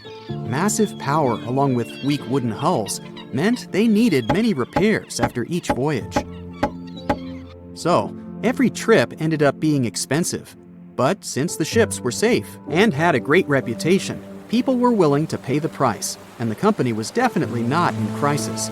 They had achieved something no one had managed to do before them. Like I told you, their ships crossed the Atlantic in a whopping 10 days, and Edward Collins, the owner, was very determined to maintain the pace. Their 5 ships easily outran the Cunard's Line of only 3. With this great praise, it provided more attention. Though the Cunard's ships were slower with their iron hulls, they believed there was still profit, regardless of how slowly they sailed. Among Collins' ships, the Arctic, the third of them to be launched, was the largest, reaching 284 feet long, with 2 side-lever steam engines, each with 1,000 horsepower. The paddle wheels made 16 revolutions a minute when at full speed. At the time of its launch, the press called it the most stupendous vessel ever constructed in the United States. But glamour and fame couldn't avoid what would come next. On the 27th of September, the Arctic was on its journey from Liverpool to New York, continuing a speed pace through the thick fog. It's possible that by that moment, after 4 years of record-breaking trips, the crew became overconfident with their sailing and the ship. Going only 50 miles from Newfoundland, they carelessly continued through the fog with no radio contact, sonar, or any other form of identifying objects, equipped only with Morse code. A smaller ship, the SS Vesta, which operated as a fishing vessel, often worked around Newfoundland. It was passing through the same path as the Arctic and crashed into its side. Shocked by the collision, the captain of the Arctic offered help to the much smaller Vesta, but it was soon clear that the damage that seemed minor on the Arctic was far worse. Beneath the waterline, a hole was letting water into the hull. The cost of the much faster wooden hull now seemed less valuable. They steered toward land, trying to plug the holes, but they weren't doing so well, and the seawater continued to pour in, filling up higher and pushing the ship down.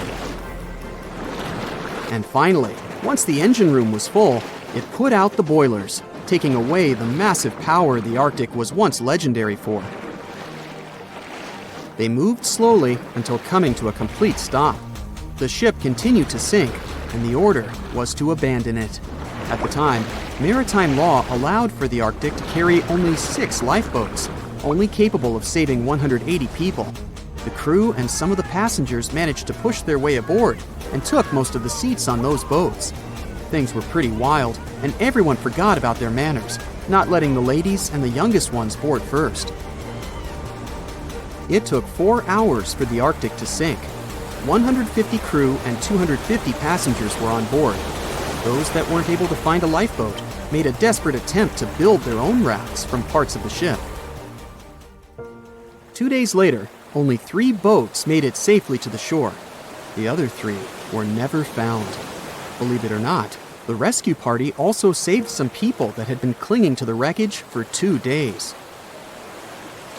Unlike the crew, the captain went down with the Arctic, but amazingly survived. He would be only one of 85 people that made it out of the 400 on board.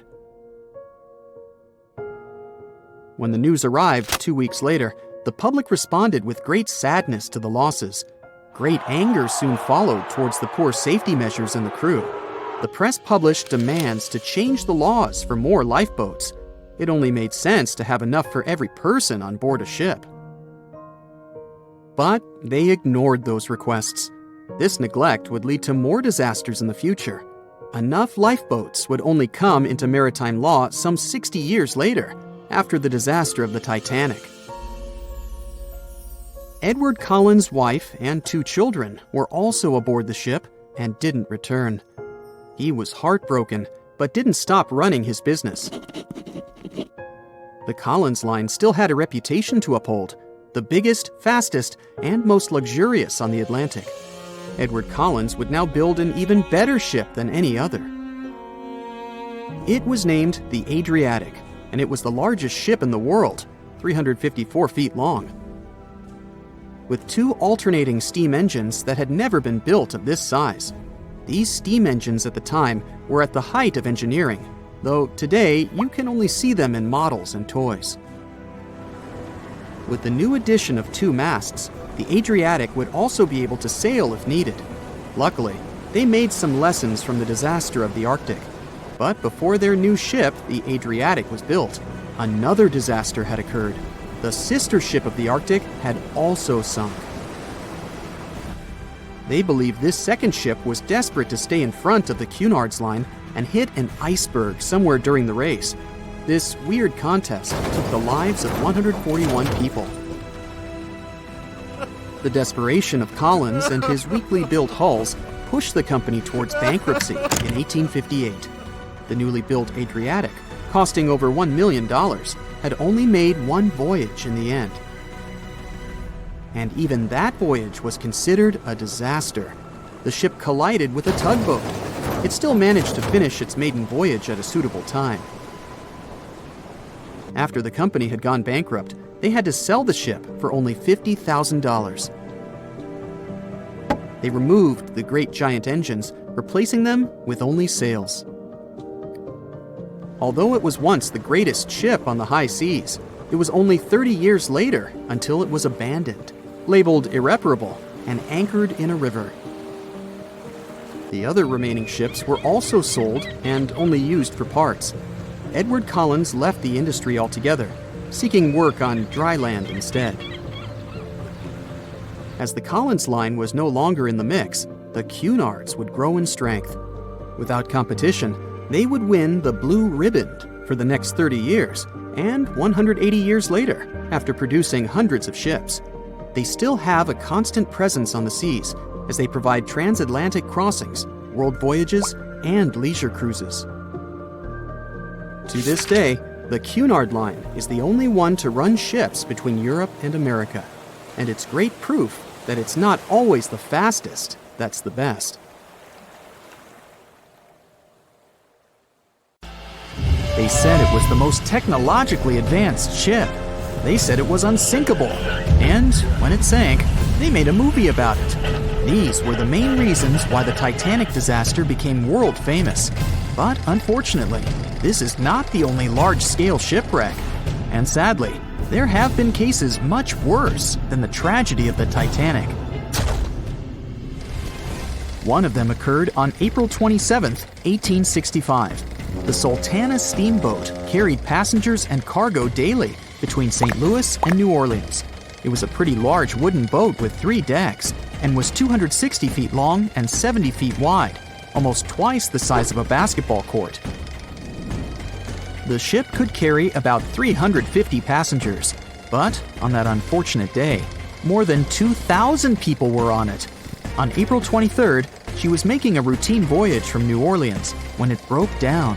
Something was wrong with the boiler, so the vessel docked in Vicksburg for repairs. At the port, the ship's captain, James Cass Mason, found out about an excellent opportunity to earn a lot of money. All he needed to do was to transfer a large group of former prisoners to the north.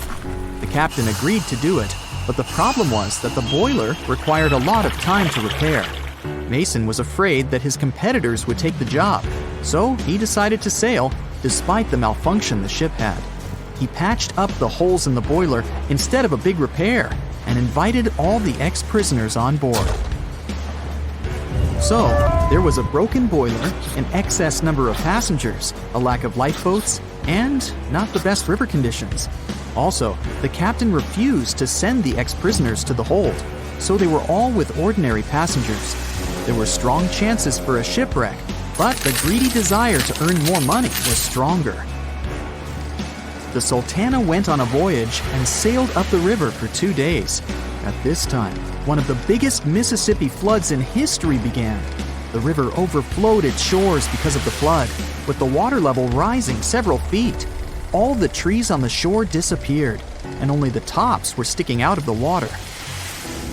The ship sailed opposite this powerful current, making the boiler work too hard. On the evening of April 26th, the Sultana arrived in Memphis, Tennessee, and they loaded even more, 120 tons of sugar and 200 passengers. She got incredibly heavy. Around midnight, the ship continued its dangerous journey. The captain sailed to barges to load a shipment of coal. At 1 a.m., the vessel left the barge. At 2 a.m., the broken boiler, unable to withstand the load, suddenly exploded. The Sultana was just 7 miles north of Memphis. Few people survived that day. The problem was that passengers trying to escape from the fire jumped into a cold river with a strong current. The Sultana disaster is considered the most tragic shipwreck in the history of the United States. The exact number of those who didn't survive is still unknown. According to various sources, this number was from 961 to 1,800 people. Don't be surprised that almost no one knows this story. There were many more survivors in the Titanic tragedy, and everybody heard about it. But the Sultana sank during one high-profile event. 12 days before the shipwreck, the country lost Abraham Lincoln. People hadn't yet recovered from this news, so no one paid much attention to the tragedy of the Sultana. Many catastrophes happened quite recently by historical standards. One of them occurred in 2002. The ferry La Jula was a Senegalese vessel.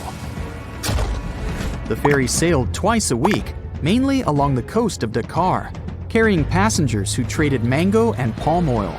It made daily voyages and never faced severe problems thanks to modern rescue equipment and good repair service. But one day, the ship's crew discovered a malfunction and sent the boat to port. For almost a year, La Jula was in a non-working condition, awaiting repairs. But it didn't get high-quality service. After poor maintenance, the ferry set off on its last voyage. On September 26, 2002, La Jula sailed between southern Senegal and Dakar, and at 11 p.m. headed toward Gambia, where a strong storm began.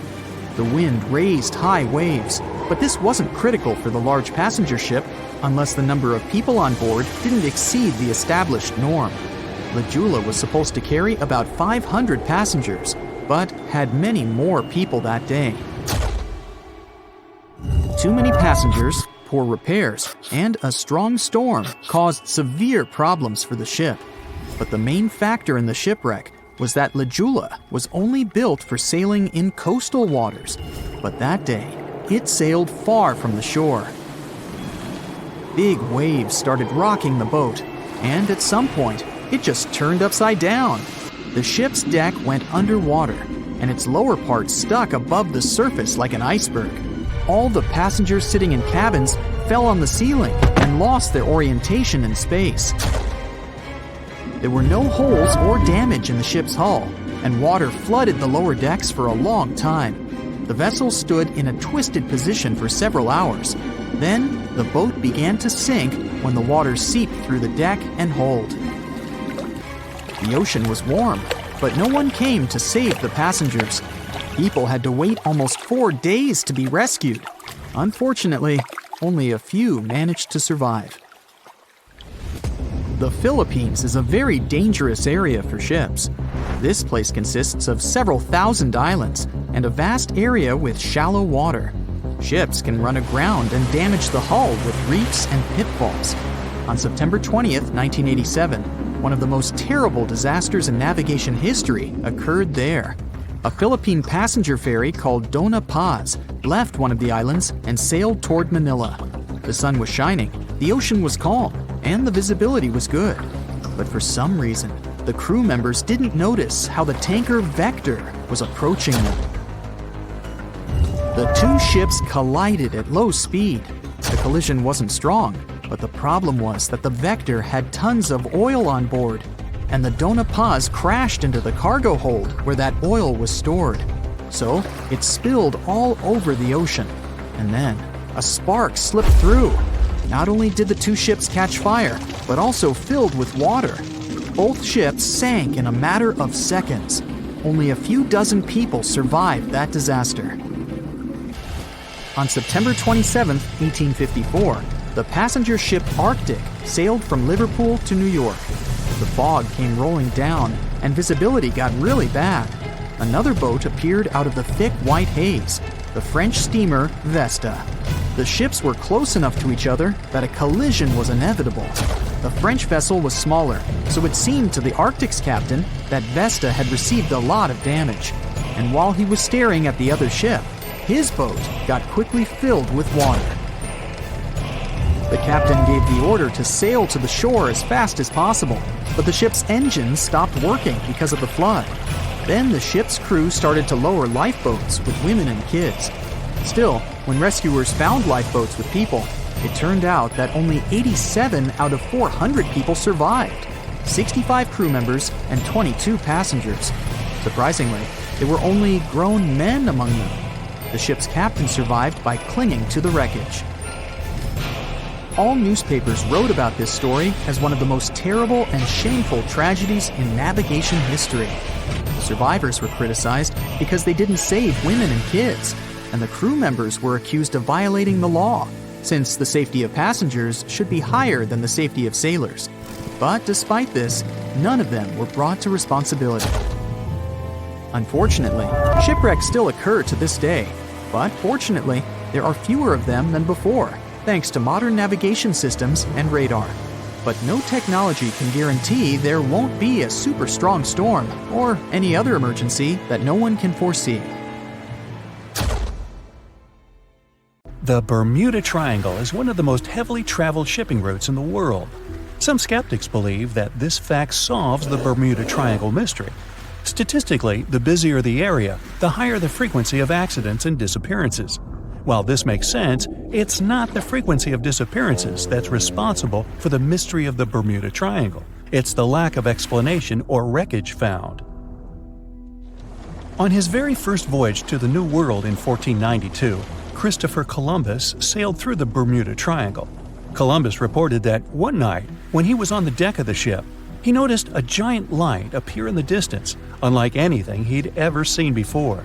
Columbus looked at his compass for direction, and it gave off erratic readings. You might have noticed that the Bermuda Triangle doesn't appear on any world map. This is because official institutions refuse to acknowledge that the area actually exists. No one exactly knows how many ships and planes have disappeared in the Bermuda Triangle. The rough estimate is 50 ships and 20 planes. Most of the time, the disappearances had no explanation and no wreckage has ever been left behind. When the TBF Avenger planes went missing, a massive search operation was conducted. Boats and planes searched the Bermuda Triangle for any signs of the aircraft. One of the boats searching was a PBM-5 Mariner airboat. The airboat took flight at 7:27 p.m. and called in a routine radio message 3 minutes later. Then, it was never heard from again. No trace was ever found of the rescue airboat or the 5 Avenger aircraft. A huge investigation was launched into the disappearance of all these vehicles, but nothing was ever discovered. The Bermuda Triangle is home to some pretty intense and unexpected weather. Storms build up quickly and unexpectedly, then disappear soon after. If you blink, you might miss it. This could explain why few distress signals are issued. Pilots and sailors never saw the weather coming. A popular theory suggests that rogue waves are responsible for the many disappearances. Rogue waves are called extreme storm waves by scientists. They occur when different weather patterns take place at the same time and cause large unexpected waves that reach up to 100 feet tall. Witnesses say that the waves look like giant walls of water. These waves could explain why ships go down fast and without leaving any trace. Just off the coast of Japan, you'll find the Bermuda Triangle of the Pacific Ocean. They call it the Devil's Triangle. Between 1950 and 1954, 9 ships disappeared in this area without leaving a trace. The ship Kaiomaru 5 was sent to investigate these unexplained disappearances when it also vanished. After this incident, the Japanese authorities labeled the area as a danger zone, and sailors were encouraged to avoid it. Some people blame all disasters on the extraterrestrial paranormal activity. Others suppose it's all about raging natural phenomena. Some scientists believe the cause of anomalies is the environmental changes. Also, there's a really high concentration of methane hydrates on the bottom of the ocean in the Pacific Bermuda area. This gas tends to set off, and when it happens, bubbles start forming on the surface of the water. These gas eruptions can interrupt the ability to float and can easily sink a ship. Because of this chemical reaction, there won't be even a trace left. Underwater volcanoes are said to be another possible explanation for the Japanese Dragon's Triangle. In fact, they can take down even small islands. Luckily, nobody lives there.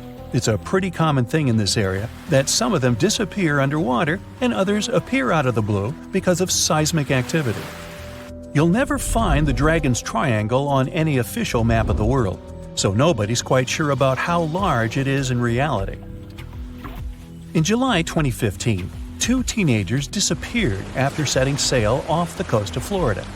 There's some mystery about what the 2 teens were really getting up to. They told their parents that they were just going to fish, but they told their friends that they were crossing to the Bahamas. Shortly after they left, a line of thunderstorms moved towards the area, and the boys were never heard from again. A massive search was conducted, but sadly, nothing was found. 1 year later, the pair's boat was found off the coast of Bermuda with a broken iPhone and some personal effects left inside. One of the most popular and bizarre theories trying to solve the Bermuda Triangle mystery comes from Charles Berlitz. He insists that the area is home to the lost city of Atlantis. The missing ships and planes and malfunctioning equipment, according to him, were all caused by rays of energy let out by the special energy crystals that power Atlantis. While this sounds silly, Berlitz's theory was convincing enough that over 20 million people bought his book worldwide.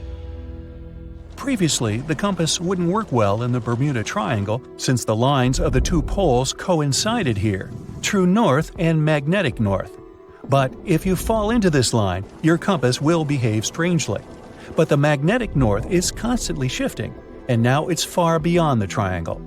No legend says pirates of the last centuries operate in the Bermuda Triangle, or that the Flying Dutchman makes other ships disappear. A popular theory is that ships travel to the distant past or future through a time portal in the Bermuda Triangle. Fortunately, these are all myths. Just imagine hundreds of giant tentacles reaching out to a group of ships sailing through the Bermuda Triangle. In the past centuries, they could easily sink an entire fleet, since the ships were made of wood and were lighter. Squids wrapped decks with their strong tentacles, made holes in the ship's hulls with their sharp beaks.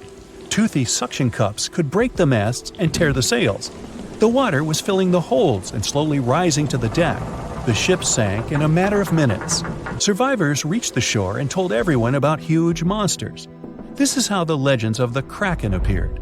Fortunately, now people have sonars and equipment for monitoring the sea space. They say the main reason why this place is so enigmatic must be the magnetic fields that form this ominous triangle. Ocean floor is made of rocks containing a lot of magnetite. It's more like iron. Magnetic fields react to the high concentration of magnetite on the ocean floor, which may start a sort of conflict between the two. It can often lead to various weather anomalies and, as a result, navigation issues. And naturally, any changes in the ocean floor or the Earth's magnetic fields influence the Bermuda Triangle a lot. Magnetic fields tend to shift their position, so do tectonic plates and even the continents, even though we never notice it. The skies are usually very clear there, but back in 1883, some people witnessed abnormal things in the area. Some claim to have seen large blocks of ice falling from the skies, and the crew even managed to save one as hard proof. Seems like the Bermuda Triangle has an alternate not only on Earth, but even in space. Spacecraft usually don't disappear into thin air though, like there's no air. This anomalous area is really large and stretches right above the South Atlantic. It occupies the area from Chile to Zimbabwe and sits right at the point where Van Allen radiation belts are the closest to the surface of our planet. The Earth has two such belts, which come in handy trapping the particles that shoot in from the sun. They do a great job protecting the Earth from radiation. The magnetic field there is lower, so it allows the Earth's radiation belt to come closer to the surface. Whenever a satellite passes by, it will be exposed to radiation, which might lead to serious damage. So, no satellite can take pictures of it. The South Atlantic anomaly is part of the Earth where natural radiation just flows out of control. Still, there is little evidence that all these triangles are really dangerous. Many believe the Bermuda Triangle itself has been proven time and again to be nothing but a work of fiction. In fact, some shipwrecks, such as the Ellen Austin, gained popularity in the middle of the 20th century, while nobody even thought of drawing a triangle in the Bermuda area before that. The mystery was popularized by science fiction writers and became a common myth, while no serious research proved it any more dangerous than other parts of the world's ocean. So, the crew of the Ellen Austin back in 1881 weren't even aware of the Bermuda Triangle back then, let alone afraid of it. What do you think?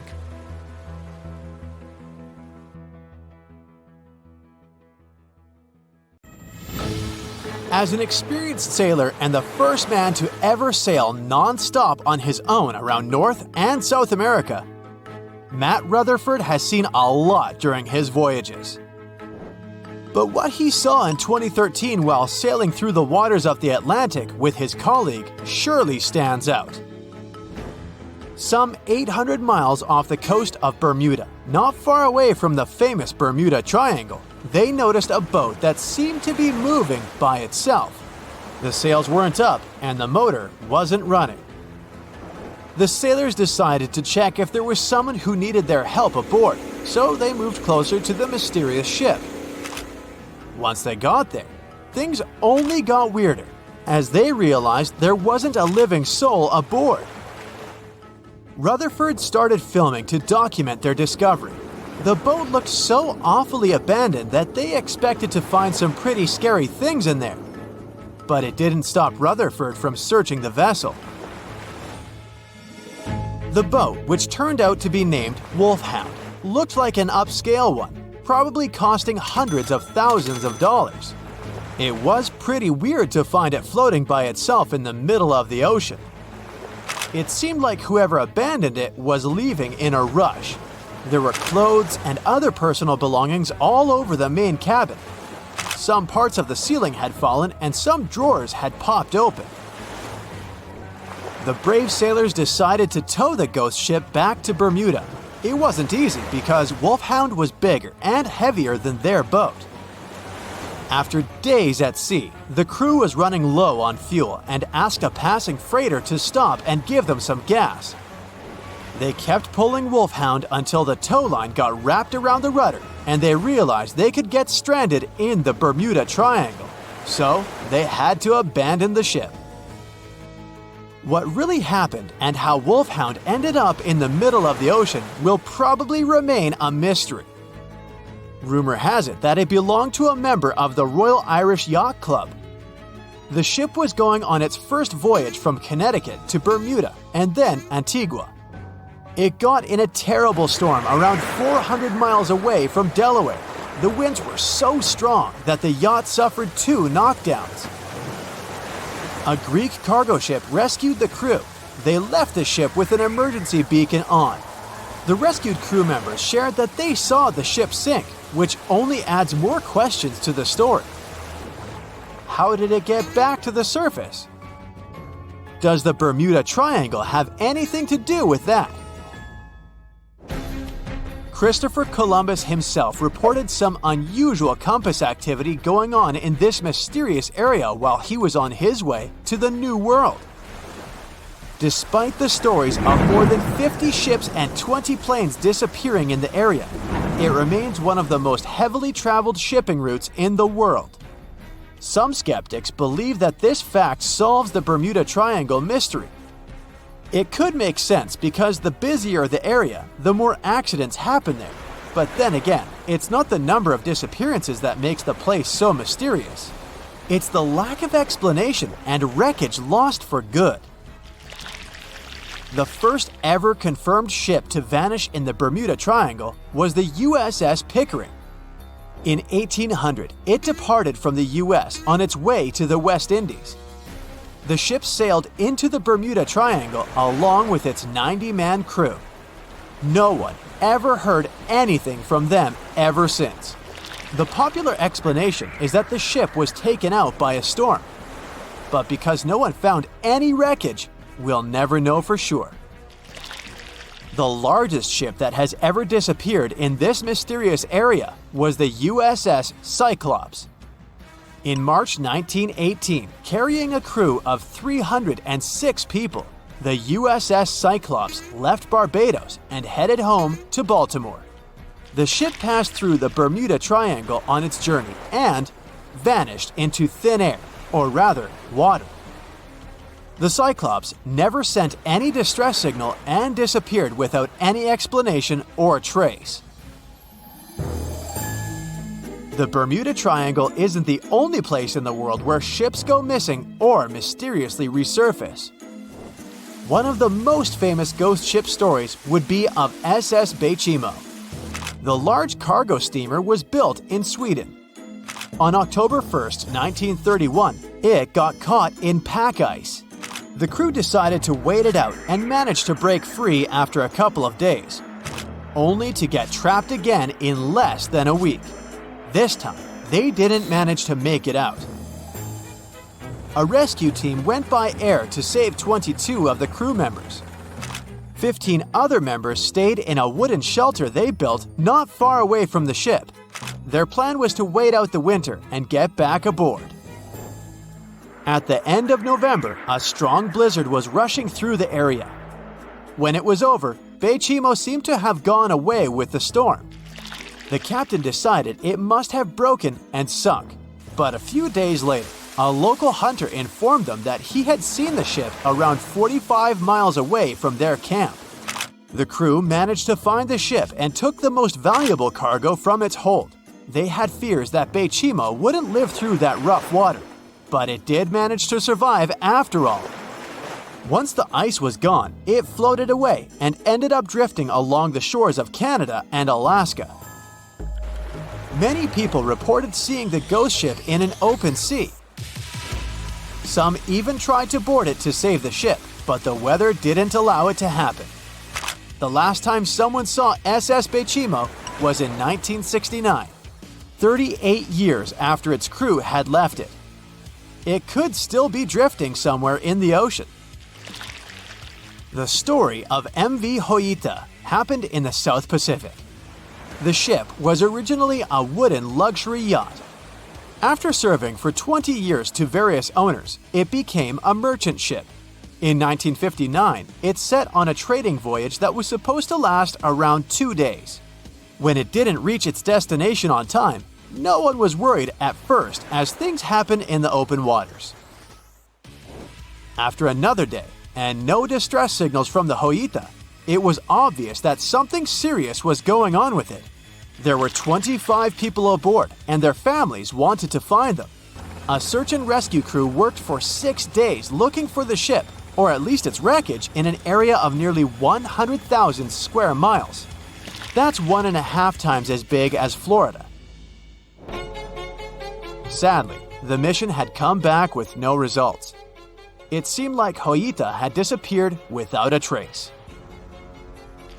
A month later, another merchant ship noticed Hoita drifting in the ocean, miles and miles away from its original route, and none of the crew members or passengers were on board.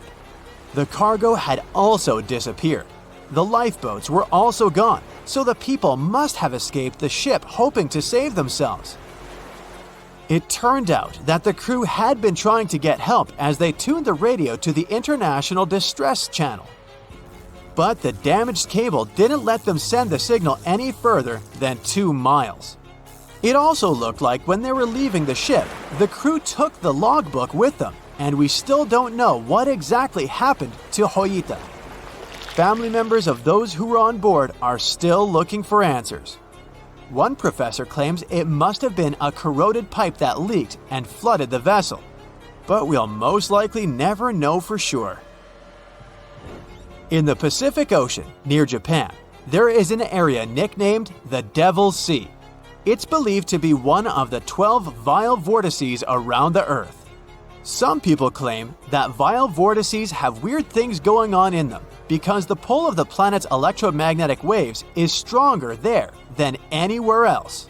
The most famous ship that disappeared in the area was a fishery patrol vessel in 1952. The ship went there to investigate the vessels that went missing previously and disappeared along with 31 crew members. Scientists who don't believe it was a mysterious disappearance blame the underwater volcano eruption for what happened. The year was 1865. It was a boom of migration worldwide, with novel places discovered and new settlements created. Without planes like we have now, a ship was the only way to escape from the old life and journey towards a new, hopefully brighter future. So, a voyage like that was quite a regular thing to do. More than 500 immigrants safely reached Queensland, and the ship was supposed to head back to London sometime later. It was indeed a long journey, but not many people were willing to return to England. After all, they had chosen to come to Australia to create a brand new life. So it was only natural that the ship would come back nearly empty. However, the return trip was still quite lucrative, thanks to the cargo the ship would carry. The amount of produce ready to be shipped was substantial, primarily consisting of wool soaked in arsenic, tallow, and hides. It was 2 birds with 1 stone. Not only could the crew wait out the winter, warm in Australia, while England endured bitter cold, but they also wouldn't waste their time. With the sheer volume of produce to be loaded, it would take them around 3 months to accomplish this task. Reports were circulating that the Fiery Star was almost done loading up, but it turned out that the assessment was a bit too optimistic. To pass the time, Captain Ewell thought it would be a good idea to reach out to the Acclimatization Society and offer to help transport any animals they wanted to send to England on the Fiery Star. He already had some emus and kangaroos on board, but there was still room. The society held a vote, and they were totally on board, pun intended, with Captain Ewell's idea. They figured sending some taligalas would be a great plan. Even though a few of these birds were already in England, the French Society needed a couple, and they could get them shipped there through England. Little did the crew know that all this cargo, all the produce they were willing to sell in England, would ultimately lead to the ship's destruction. Not only was the Fiery Star lost, but most of the people on board did not survive to complete the voyage. March 23rd. That was the day when the ship manifest was finally published. A manifest is a list that details the cargo, passengers, and crew of a ship, plane, or vehicle, primarily for customs officials. This document helps those involved in the transport verify that everyone and everything that was loaded is still on board when the vehicle reaches its destination. Once it's published, it means the ship is almost ready to depart. There were three possible ways of passenger accommodation. First, there was the saloon, the antiquated name for first class. Next, there was the second cabin, which is, logically, second class. Finally, there was the steerage, the cheapest form of passenger accommodation on a ship. Back in the 19th and early 20th centuries, many people traveled from their homelands, often to North America and Australia, looking for a fresh start. Most of them were poor and had limited funds for travel. In total, there were 8 people in the saloon, another 8 in the second cabin, and only 21 steerage passengers. Out of the 37 passengers, only one, John Ormond, would make it out alive.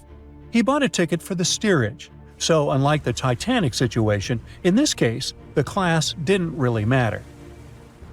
The crew members list wasn't as detailed as the passengers. It was known that, in total, there were around 55 people in the crew, from able-bodied seamen to crew members simply called boys. But there's something telling me that the crew wasn't really that important for the captain. In reality, all that mattered to him was to make as much money as possible, shipping tons of dangerous, flammable cargo. Out of over 50 crew members, only 17 survived that voyage.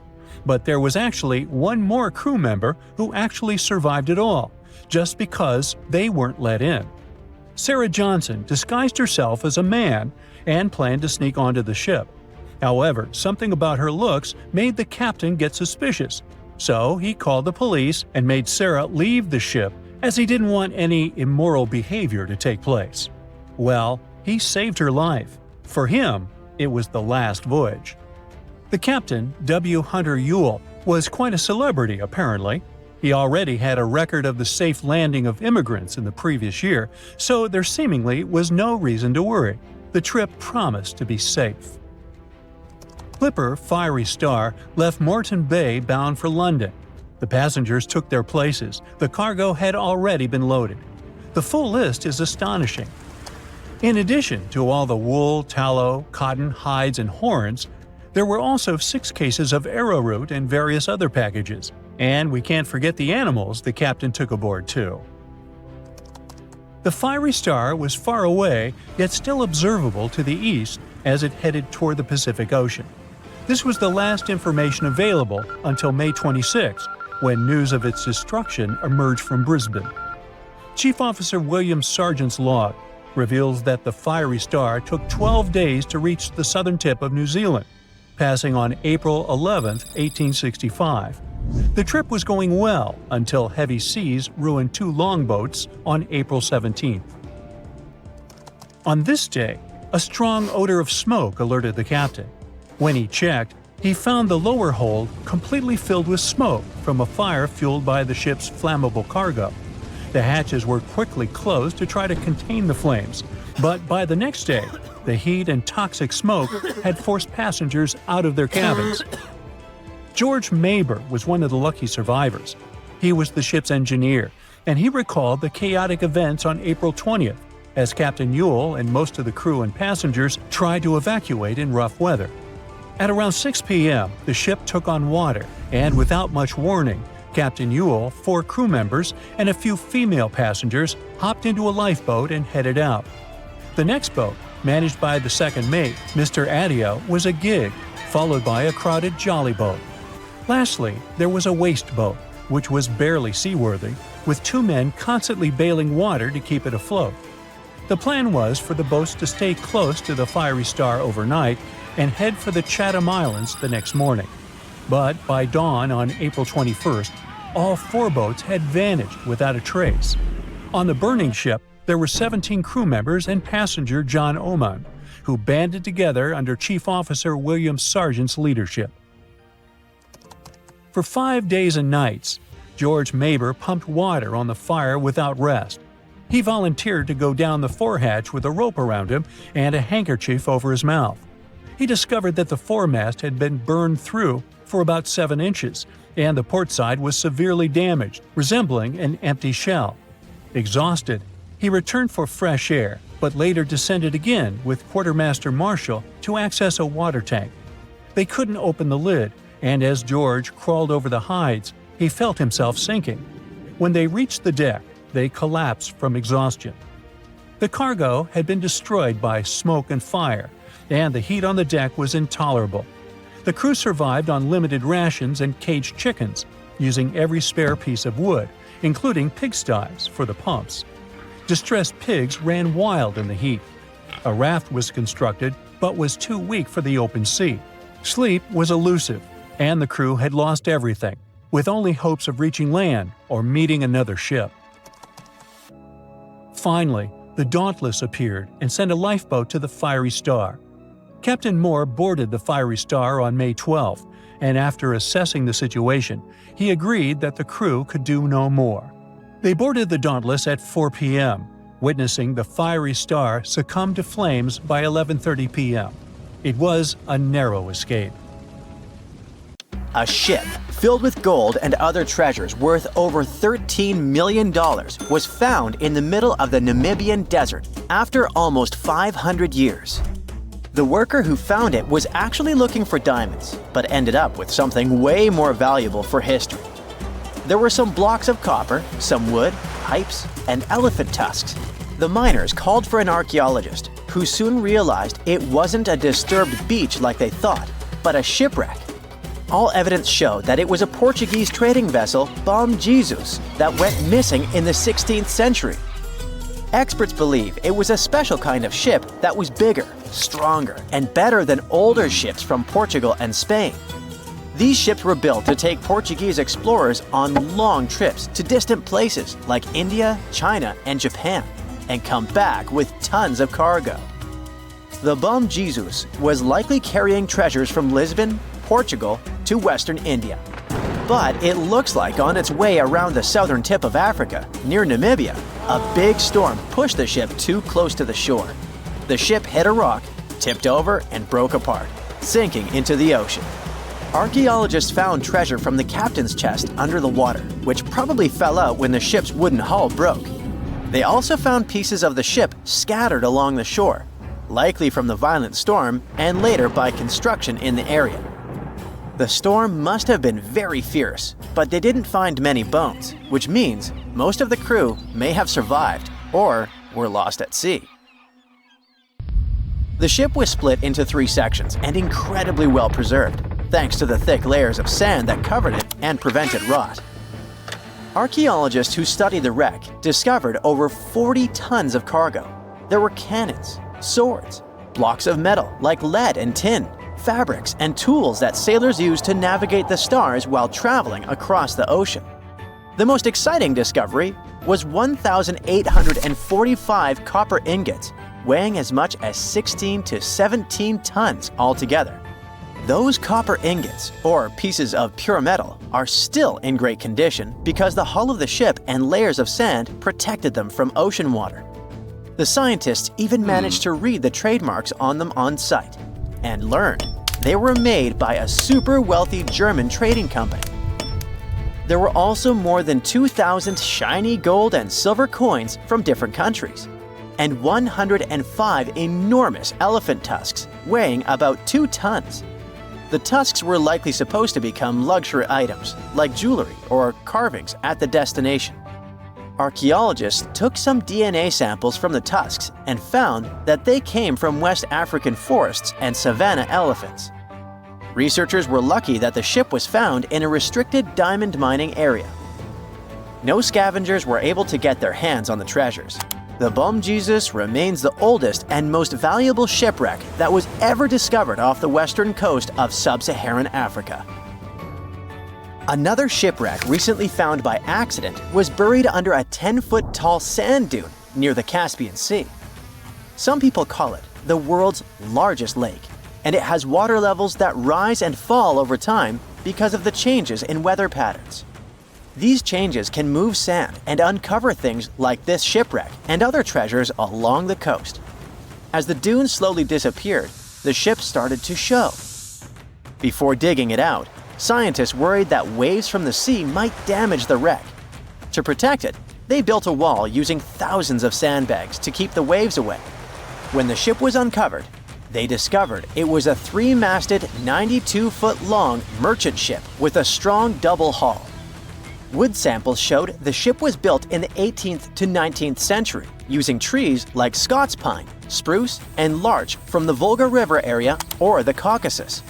They even found buckwheat and plants from the same region, which were probably traded or used to feed the sailors. It proves that the ship was part of a group of merchant ships that once sailed the Caspian Sea. An amateur fisherman who was 20 feet under the sea off the coast of Turkey noticed some huge metal remains. He had an underwater camera, so he made footage of the discovery and took it to scientists. They immediately started an investigation and learned that it must be a shipwreck from the first decades of the 20th century. It could be one of the Ottoman Empire ships that had an important mission to deliver supplies, but disappeared without a trace. Scientists got permission to study this Black Sea wreck in detail to learn more about its mysteries. They're hoping to find its shipyard documents to find some answers, as the ship itself is in terrible condition and is tricky to work with.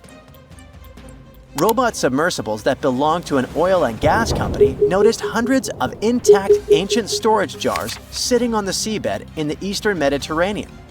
Experts think those jars are 3,300 years old.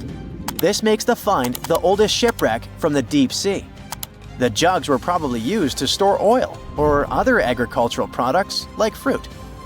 This proves that the people who made them organized maritime trade and had incredible navigational skills. It looks like the ancient mariners managed to traverse the Mediterranean Sea without a line of sight to any coast. All they could see was the horizon, so they must have used the sun and other stars to find their way. Off the coast of Sicily, under 20 feet of sand and rock, archaeologists found a shipwreck so old that they aren't even sure what materials were used to build it. They think the ship is from the 5th or 6th century BCE, which means it's over 2,500 years old. This ancient ship wasn't alone. Researchers also found 2 iron anchors shaped like an upside-down T from around the 7th century of the Common Era, and 4 stone anchors from prehistoric times nearby. One of the stone anchors was broken and may have had wooden pieces attached to help it hold on to the seafloor. They figured out that the ship itself was built using the on-shell technique. The wooden planks of the ship were connected so tightly that they could support the ship on their own, with extra beams added just to make it stronger. Sadly, the ship's wooden hull is very fragile now because tiny sea creatures that eat wood have damaged it over the years. Scientists are being extra careful as they study it to make sure it doesn't fall apart. This discovery is such a big deal because it was built during a time when Sicily was super important for trade. Back then, the Greeks and Punics were trying to take control of the seas long before Rome became the ruler of the Mediterranean. By studying this ship, scientists hope to learn more about how people traveled and traded in those ancient times. One more shipwreck, this time off the coast of Kenya. Could be from Vasco da Gama's final voyage. This Portuguese explorer was the first European to reach India by sea around the Cape of Good Hope. Local fishermen discovered the shipwreck in question in 2013. When an underwater archaeologist came to check it out, he found some treasures at the spot: elephant tusks and valuable copper ingots. If this find really has to do with Vasco da Gama, then it must be from the 16th century. It was the year of his third and final voyage to India. Da Gama led a huge fleet of 20 ships, one of which was the São Jorge. Most of the ship is hidden under layers of coral, and a whole team of scientists are carefully digging trenches to find parts of the ship's wooden frame and hull. If I asked you to name the most famous shipwreck of all time, you'd go with the Titanic, right? The Atlantic Ocean, the hope for new life, heartbreaking love stories. It had it all to become a blockbuster. But I guess you've never heard of SS Princess Alice that submerged in the sewage of the River Thames, taking between 600 and 700 lives with it. Life in 19th century Victorian London wasn't easy, especially for working class folks. Affordable public transport and bank holidays made it a bit easier. The people could escape to the coast on a train or pleasure boat, even if it was just for a day. Sheerness on the Isle of Sheppey in Kent started as a fort under Henry VIII and then grew into a bustling town with a dockyard. When they added a railway station in 1863, it became a prime destination for day trippers and holidaymakers. Seaside promenades, charming piers, and a whole bunch of fun stuff to do by the sea. It had it all. A bit inland along the River Thames, you had the Rocherville Gardens. These gardens had archery lawns, bowls, mazes, lakes, cliff walks, and even a floral bazaar. Plus, there was an aviary, a bear pit, and a skeleton of a lost whale that had taken a wrong turn in the Thames. Londoners of the late 19th century could hop on a train or cruise along the Thames by boat, and both options were pretty popular. But on the 3rd of September, 1878, way more people than usual opted for the boat. They chose it over the railroad after a passenger train had collided with goods wagons in Kent, taking the lives of 5 people. The river felt like a safer way to go. One of the ships available for the trip was the SS Princess Alice. The paddle steamer was first launched in 1865 on the west coast of Scotland. Its original name was the Bute, and it was used as a ferry for the passengers of the Wemyss Bay Railway Company. A couple of years later, it was sold and renamed after Queen Victoria's 3rd child. Then, it was sold again and got the nickname the Shah's Boat, as it transported the Shah of Persia up the Thames to Greenwich in 1873. The ship had gone through several alterations in its lifetime. It got new boilers and watertight bulkheads. The Board of Trade had inspected it and marked it safe. In the year of its final voyage, it was officially allowed to carry up to 936 passengers between London and Gravesend in calm water.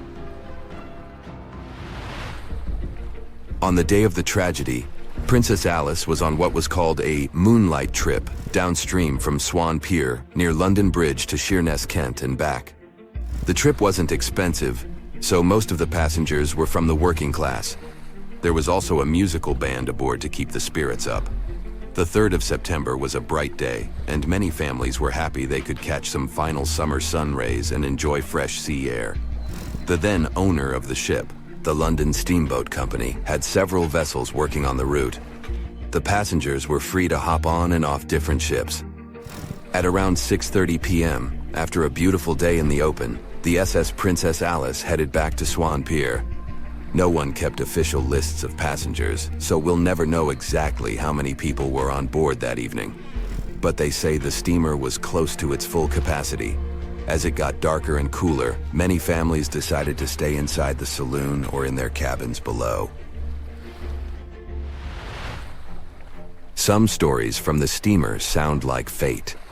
The captain of Princess Alice let his steerer stay at Gravesend and replaced him with one of the passengers. John Ayres was a sailor but had little experience at the Thames or with a vessel like Princess Alice. Alfred Thomas Merriman, a chef from East London, had been offered to work on the steamer at the last moment. He was 30 years old and a father of 4, so he couldn't say no to extra money.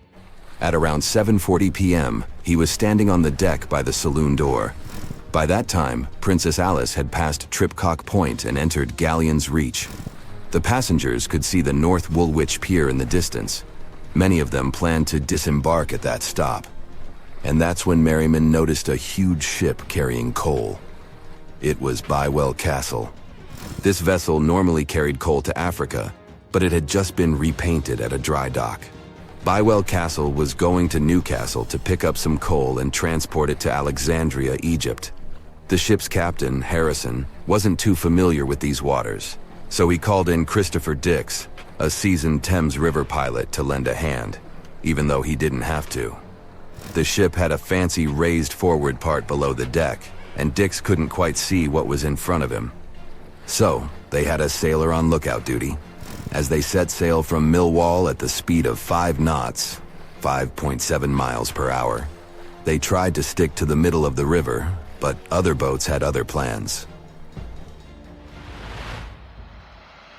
When they were approaching Galleon's Reach, Dick spotted Princess Alice's red port light, headed their way, but planning to pass on the right side. At the same time, Grinstead, the captain of Princess Alice, was going against the river's flow, trying to find the smooth waters on the south side. He adjusted his course, steering into Bywell Castle's path. Both crews realized they were headed for a collision. Dix tried to steer clear and even ordered reverse full speed on the engines, but it was too late.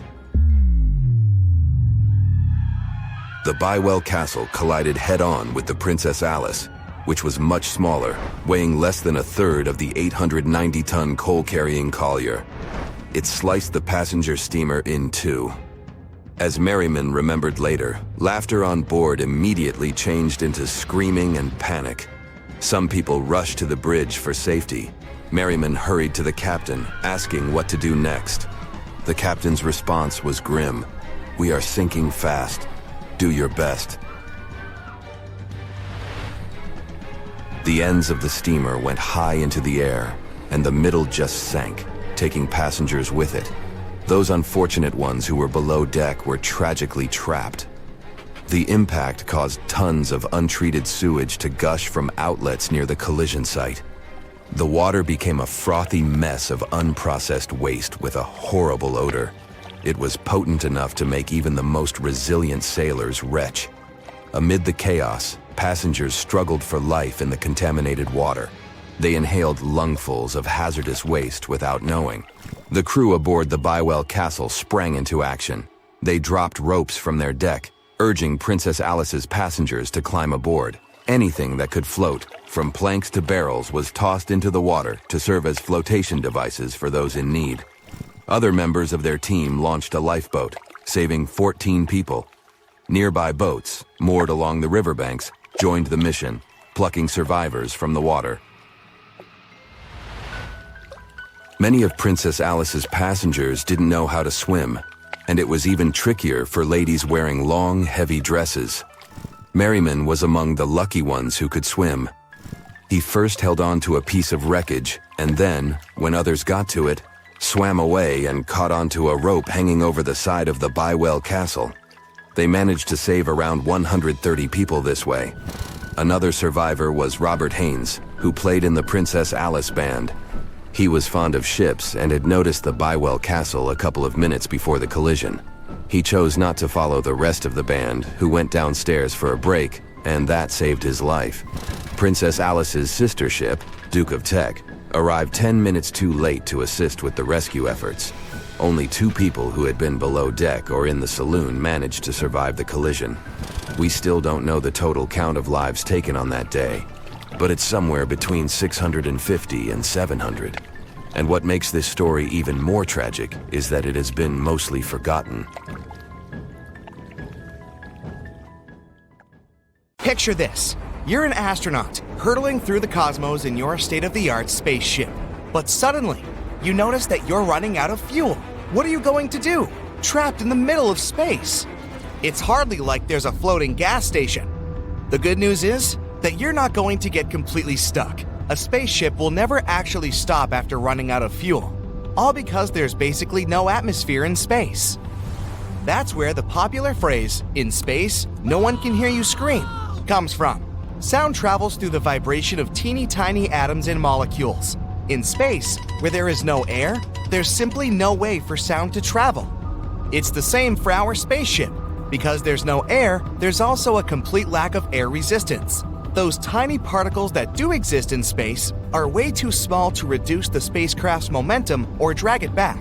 Because of this, most spacecraft actually turn their engines off for the biggest part of their journey.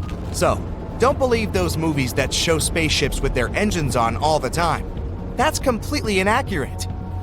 Unlike vessels in the water, a ship in space doesn't need constant thrust to keep moving forward. Usually, its engine is only fired up for short periods of time. This is not only practical, but also saves money. Fuel is really expensive to transport into space as it's heavy. That's why space probes try to use as little fuel as possible. They need it when they set off from Earth, and then again when they re-enter the atmosphere. It happens when they need to slow down upon their return. While cars and trains have brakes, it's not that simple to bring a spaceship to a screeching halt.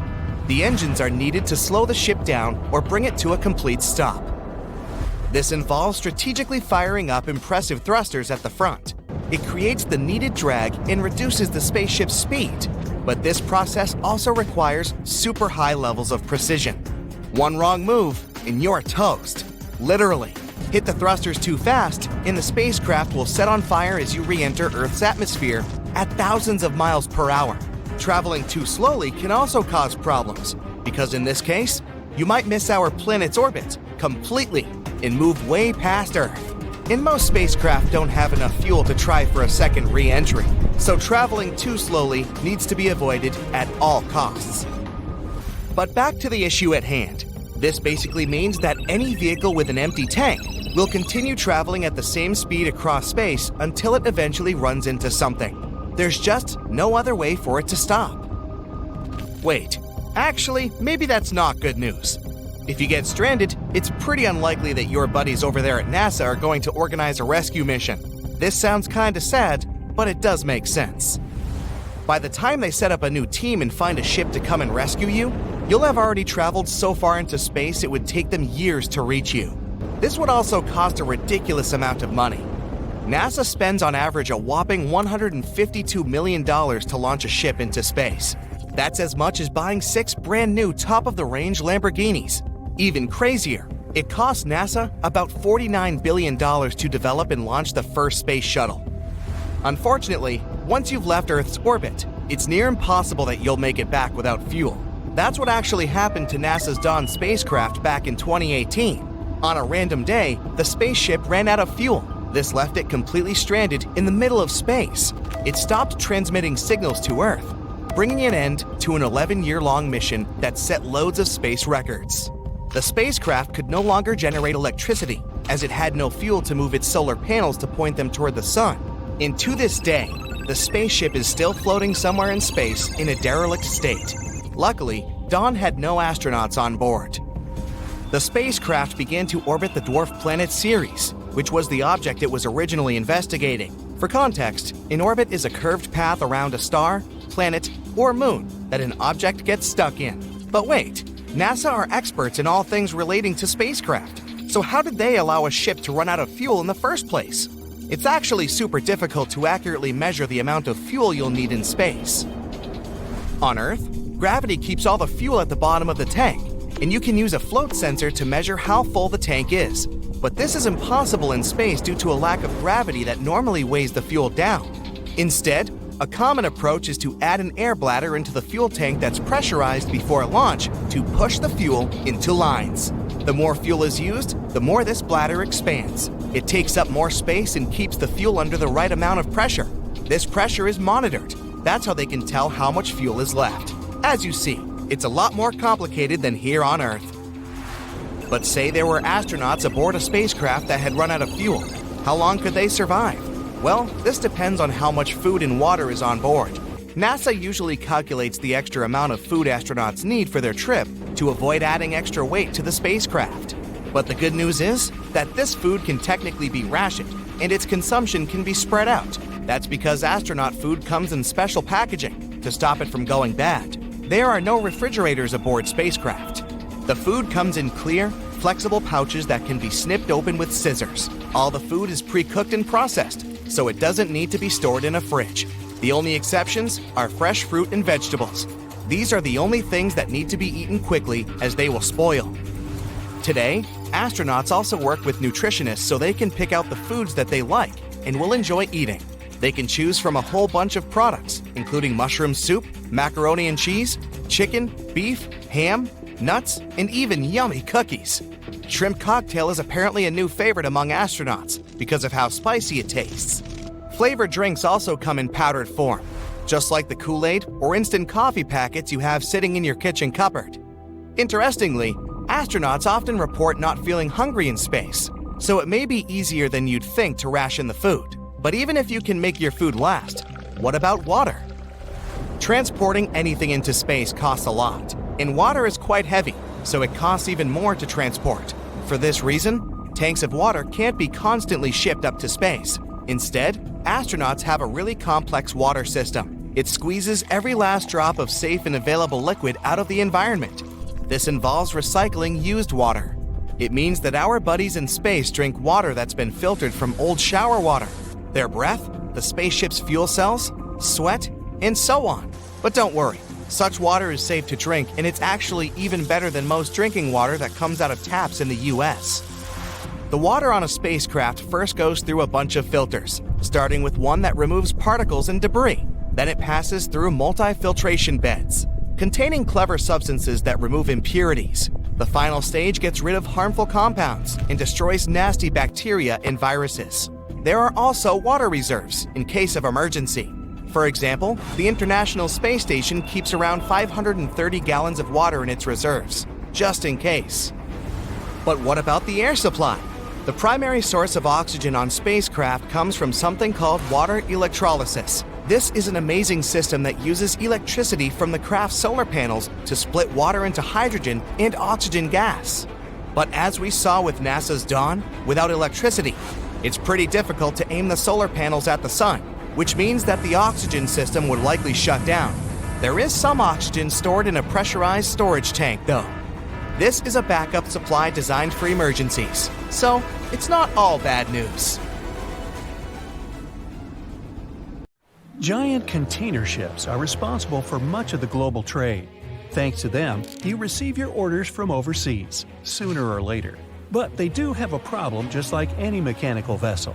They tend to break down. That's where these little bad boys come in. Tugboats are meant to help any stranded vessel that either lost power or sustained any technical or physical damage. Besides being salvage vessels, tugboats also help guide ships when they dock. Since these ships are massive, underline, they require little tugboats to survey the surroundings and help them navigate to dock properly. They also serve as firefighting boats in case a fire breaks loose in the ship. Many of these cargo ships already have a system to stop fires, but tugboats provide extra help in case the fire gets out of control. Many cargo ships pass through below-zero regions like the Arctic and face plenty of obstacles, or icicles. Tugboats to the rescue again. They can make the first move by breaking the ice so that the vehicle can pass through without damaging itself or delaying its course. They also help large ships move through narrow areas. On March 23, 2021, the Ever Given, one of the largest container ships in the world, got stuck in the Suez Canal for 6 days. It froze global shipping of almost $10 billion of trade in a day. The Suez Canal is one of the most important routes for trading, but happens to be quite narrow for its purpose. To put that into perspective, it's like the Empire State Building getting lodged in the middle of a busy freeway. So, if you were wondering why your delivery was late during that month, it's probably because of that incident. The bottom of the ship nearly touched the floor of the canal. In the early morning of March 23rd, the weather was acting up. It was getting worse and worse, with the wind picking up to around 45 miles per hour. Those were some terrible weather conditions for navigation. That should have been the first red flag, but the Canal Authority didn't have a system for monitoring weather conditions or warning ships about them. The captain, Krishnan Kantavel, ignored the signs and decided just to go with it, not knowing the perils and the consequences ahead. The Egyptian pilots that were assisting with the navigation failed to provide proper instructions. As a result, the ship became jammed diagonally, essentially blocking the whole canal. The canal authorities didn't provide tugboats for some reason, which is why it was stuck for 6 days. Things were so bad, they had to bring excavation diggers to remove some land for the ship to properly turn back to normal. So, these little tuggers are really important for world trading to work. The vessels are getting bigger and bigger, with the world depending on import and export more than ever. They're built for going long distances rather than maneuvering in tight spaces and corners. The tugboats are surrounded by a material that won't scratch or damage the vessel, kind of like bumper cars at the carnival. They can either push or pull.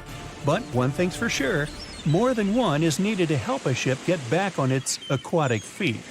Ships don't have a lot of water passing over the rudder for them to turn quickly, and they risk damaging the engine if they push it too hard. They can either tow it directly or indirectly. The tug is pulling the vessel either in front of it or from side to side.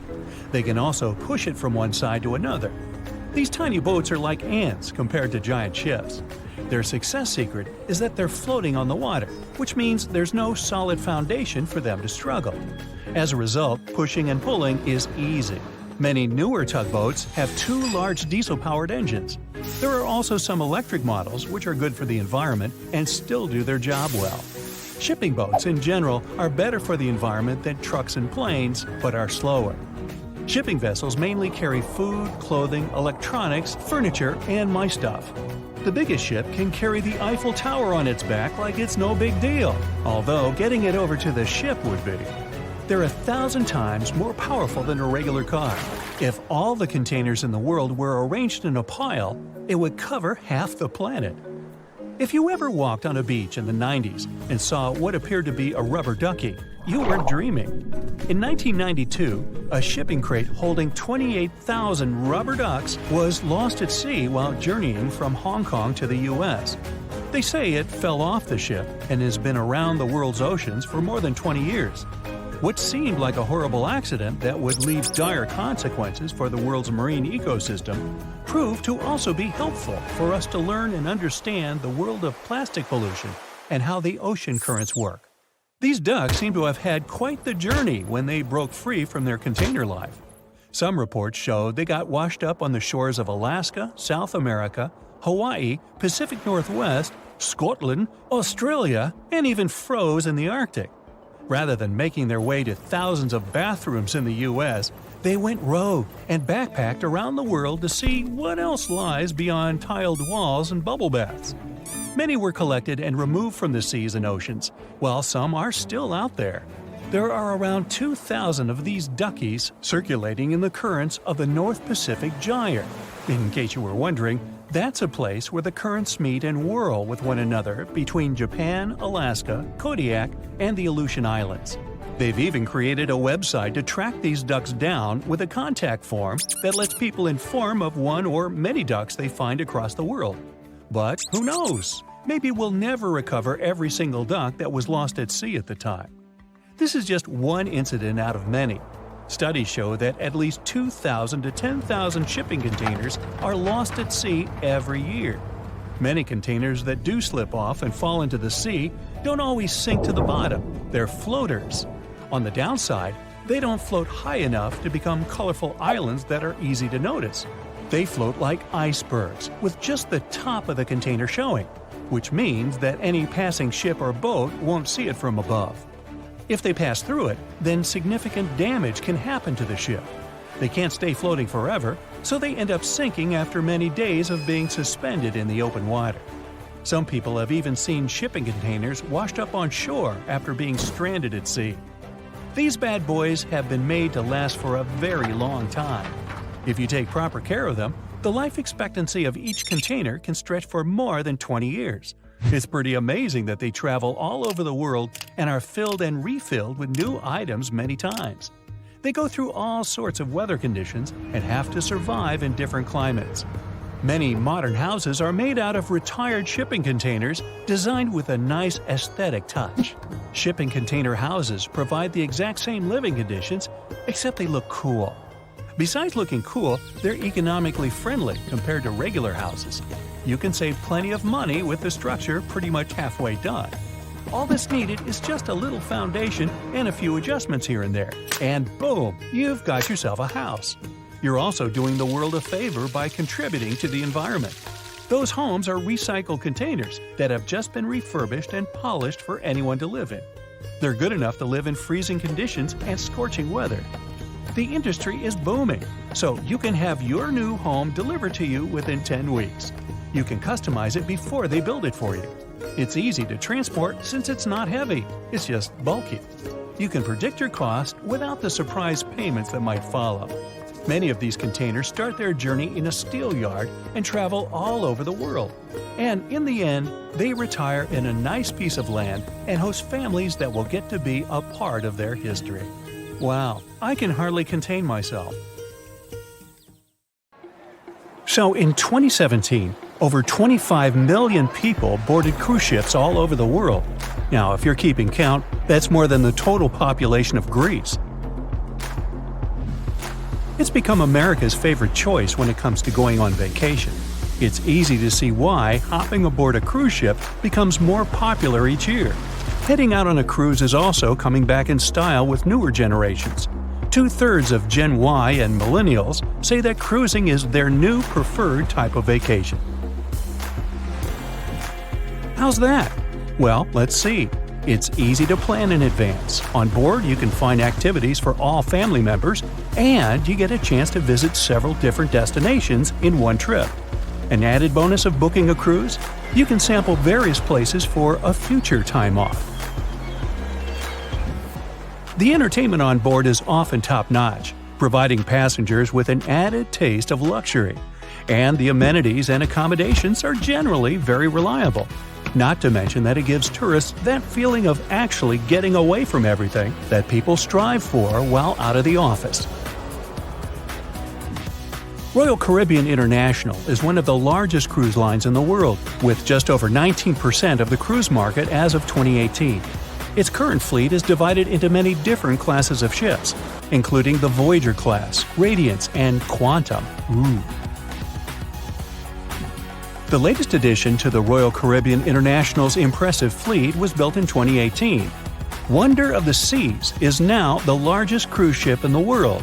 Since this spectacular liner has just had her maiden voyage in March 2022, let's look at some of the incredible perks it has to offer its passengers. For starters, the boat is so big that it had to be split into neighborhoods. Well, it figures since Wonder of the Seas can accommodate almost 7,000 passengers. Fond of New York? Well, no worries. Wonder of the Seas has a central park of its own, with an estimated 10,000 plants to check out. The ship's central park is a feature of all Oasis-class ships, being one of the so-called neighborhoods. Let's look at some other areas, shall we? Like this boardwalk, a place that includes an arcade, a candy store, and a sports bar. It's best suited for long walks. There's a pool and sports zone on Wonder of the Sea. These areas feature the ship's numerous pools and hot tubs. There are many activities to check out on the sports court. Then there's the Royal Promenade, or Promenade if you prefer. That's the main road on Wonder of the Seas, with bars, lounges, and places to grab a cup of coffee, or a luxurious latte.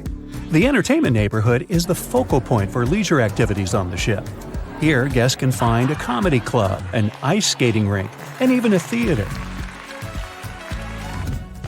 The spa and fitness area is a tranquil zone with a huge array of treatments available. The fitness center is free of charge, by the way, so there's no excuse for guests to skip a leg day. An extra 8th zone was added to Wonder of the Seas. It's called the Suite Neighborhood. This is an exclusive area designed for guests staying in the suites. Oh, now I get it. It's located at the top of the ship.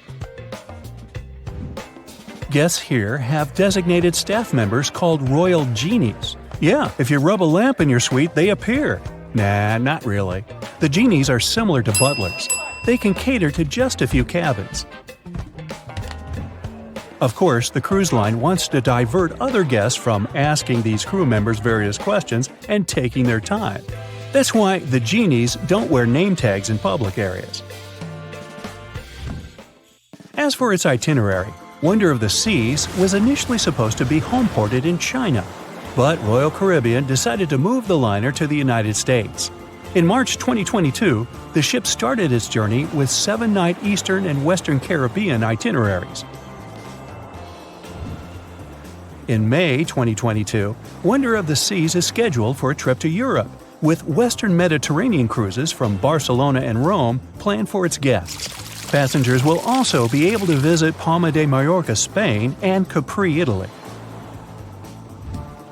When the summer season is over, Wonder of the Seas is scheduled to return to Florida to offer year-round sailing starting November 2022. And by the way, there is no truth to the rumor that a special cruise only for highly allergic and hay fever sufferers will be called the Wonder of the Sneeze. Nope, not at all.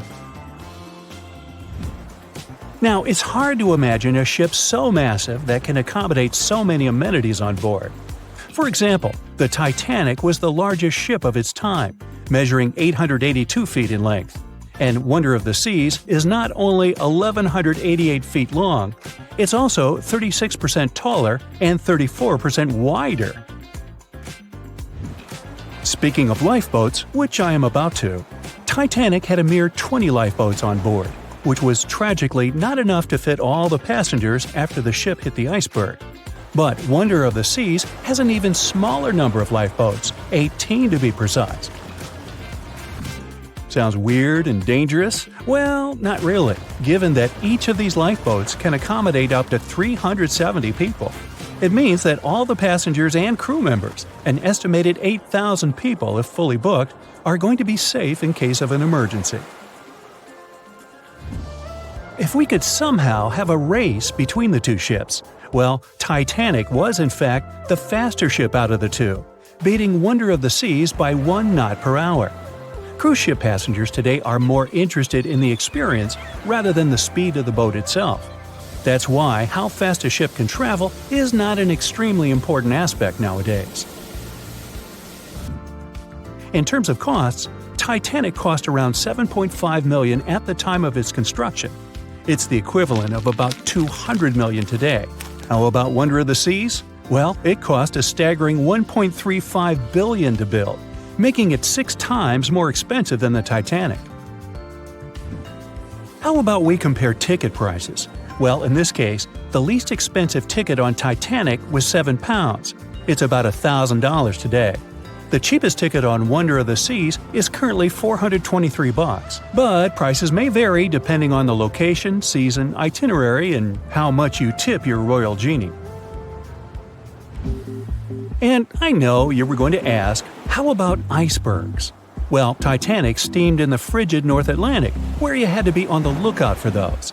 Wonder of the Seas will be cruising the balmy Caribbean, where the worst thing you can hit on is 17 and blackjack. Oops, busted. Anyway, set side by side with its other sisters from the Royal Caribbean Fleet, Wonder of the Seas is equally as impressive. The company's earliest ships could host about 2,500 people. This included passengers and the staff.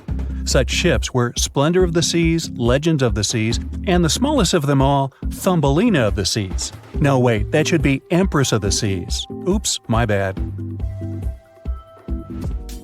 The largest ships in the company's fleet can now house about 9,000 people altogether. That's almost 3 times the size and capacity of the earlier liners. Wonder of the Seas is one of them, as well as Harmony of the Seas and Symphony of the Seas.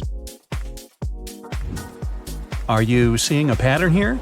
Yup, if you ever encounter a ship with Of the Seas in its name, it's safe to assume it belongs to Royal Caribbean. But if it's a can of tuna, it might actually be Chicken of the Sea. Hey, I like tuna. Now, choosing between cruise ships based on their size is like wondering if you should visit your local museum or the Louvre in Paris. It all depends on your preferences. Some families prefer small settings. Others are fan of large spaces that can provide everything they need. Historically, it's equally as exciting how far we've come in terms of maritime transportation. The SS Royal William, for example, was the first boat to ever make a transatlantic voyage almost entirely steam-powered in 1833. And it was a mere 160 feet long and could house roughly 155 passengers. And if the seas were calm, then they were housed less roughly. Similarly, the first modern megaship in the world was the MS Sovereign of the Seas. Launched in 1987, it was only 888 feet long and could carry a little under 3,000 passengers. Size and capacity are not the single improvements added to newer cruise ships out there. Recent technological developments in artificial intelligence and facial recognition have allowed cruise operators to ensure faster, smoother boarding for passengers. If, in the past, it took from 60 to 90 minutes for all passengers to board a ship, nowadays, cruise ship operators manage to get people comfortably settled in less than 15 minutes. Now, I'm sure you're already eager to book a ticket, but let's look into some of the more interesting activities you can try on board Wonder of the Seas. This way, you'll know what you're getting yourself into. All Royal Caribbean ships have loads of artworks available for their guests to enjoy. But Wonder of the Seas goes above and beyond, even featuring statues of astronauts in key locations around the ship. You'll find the first astronaut looking through the glass at the promenade, while a second one is busy rock climbing at the boardwalk. The third and last astronaut is more of a movie fan. This statue can be found near the movie screen sitting area. Going astronaut sightseeing is proving to be quite the experience among guests. In the areas with no access to sunlight, Wonder of the Seas features virtual balconies. In case of bad weather, guests can still have a feeling of the outdoors, but without having to hide from wind or rain. Teenagers have a place of their own reserved on the ship. There's a special club with a private hot tub, selfie area, games, and comfortable seating. The inside part of this club features a vending machine, an interesting collection of literature, and tables for foosball. Well, sign me up! That's it for today. So hey, if you pacified your curiosity, then give the video a like and share it with your friends. Or if you want more, just click on these videos and stay on the bright side.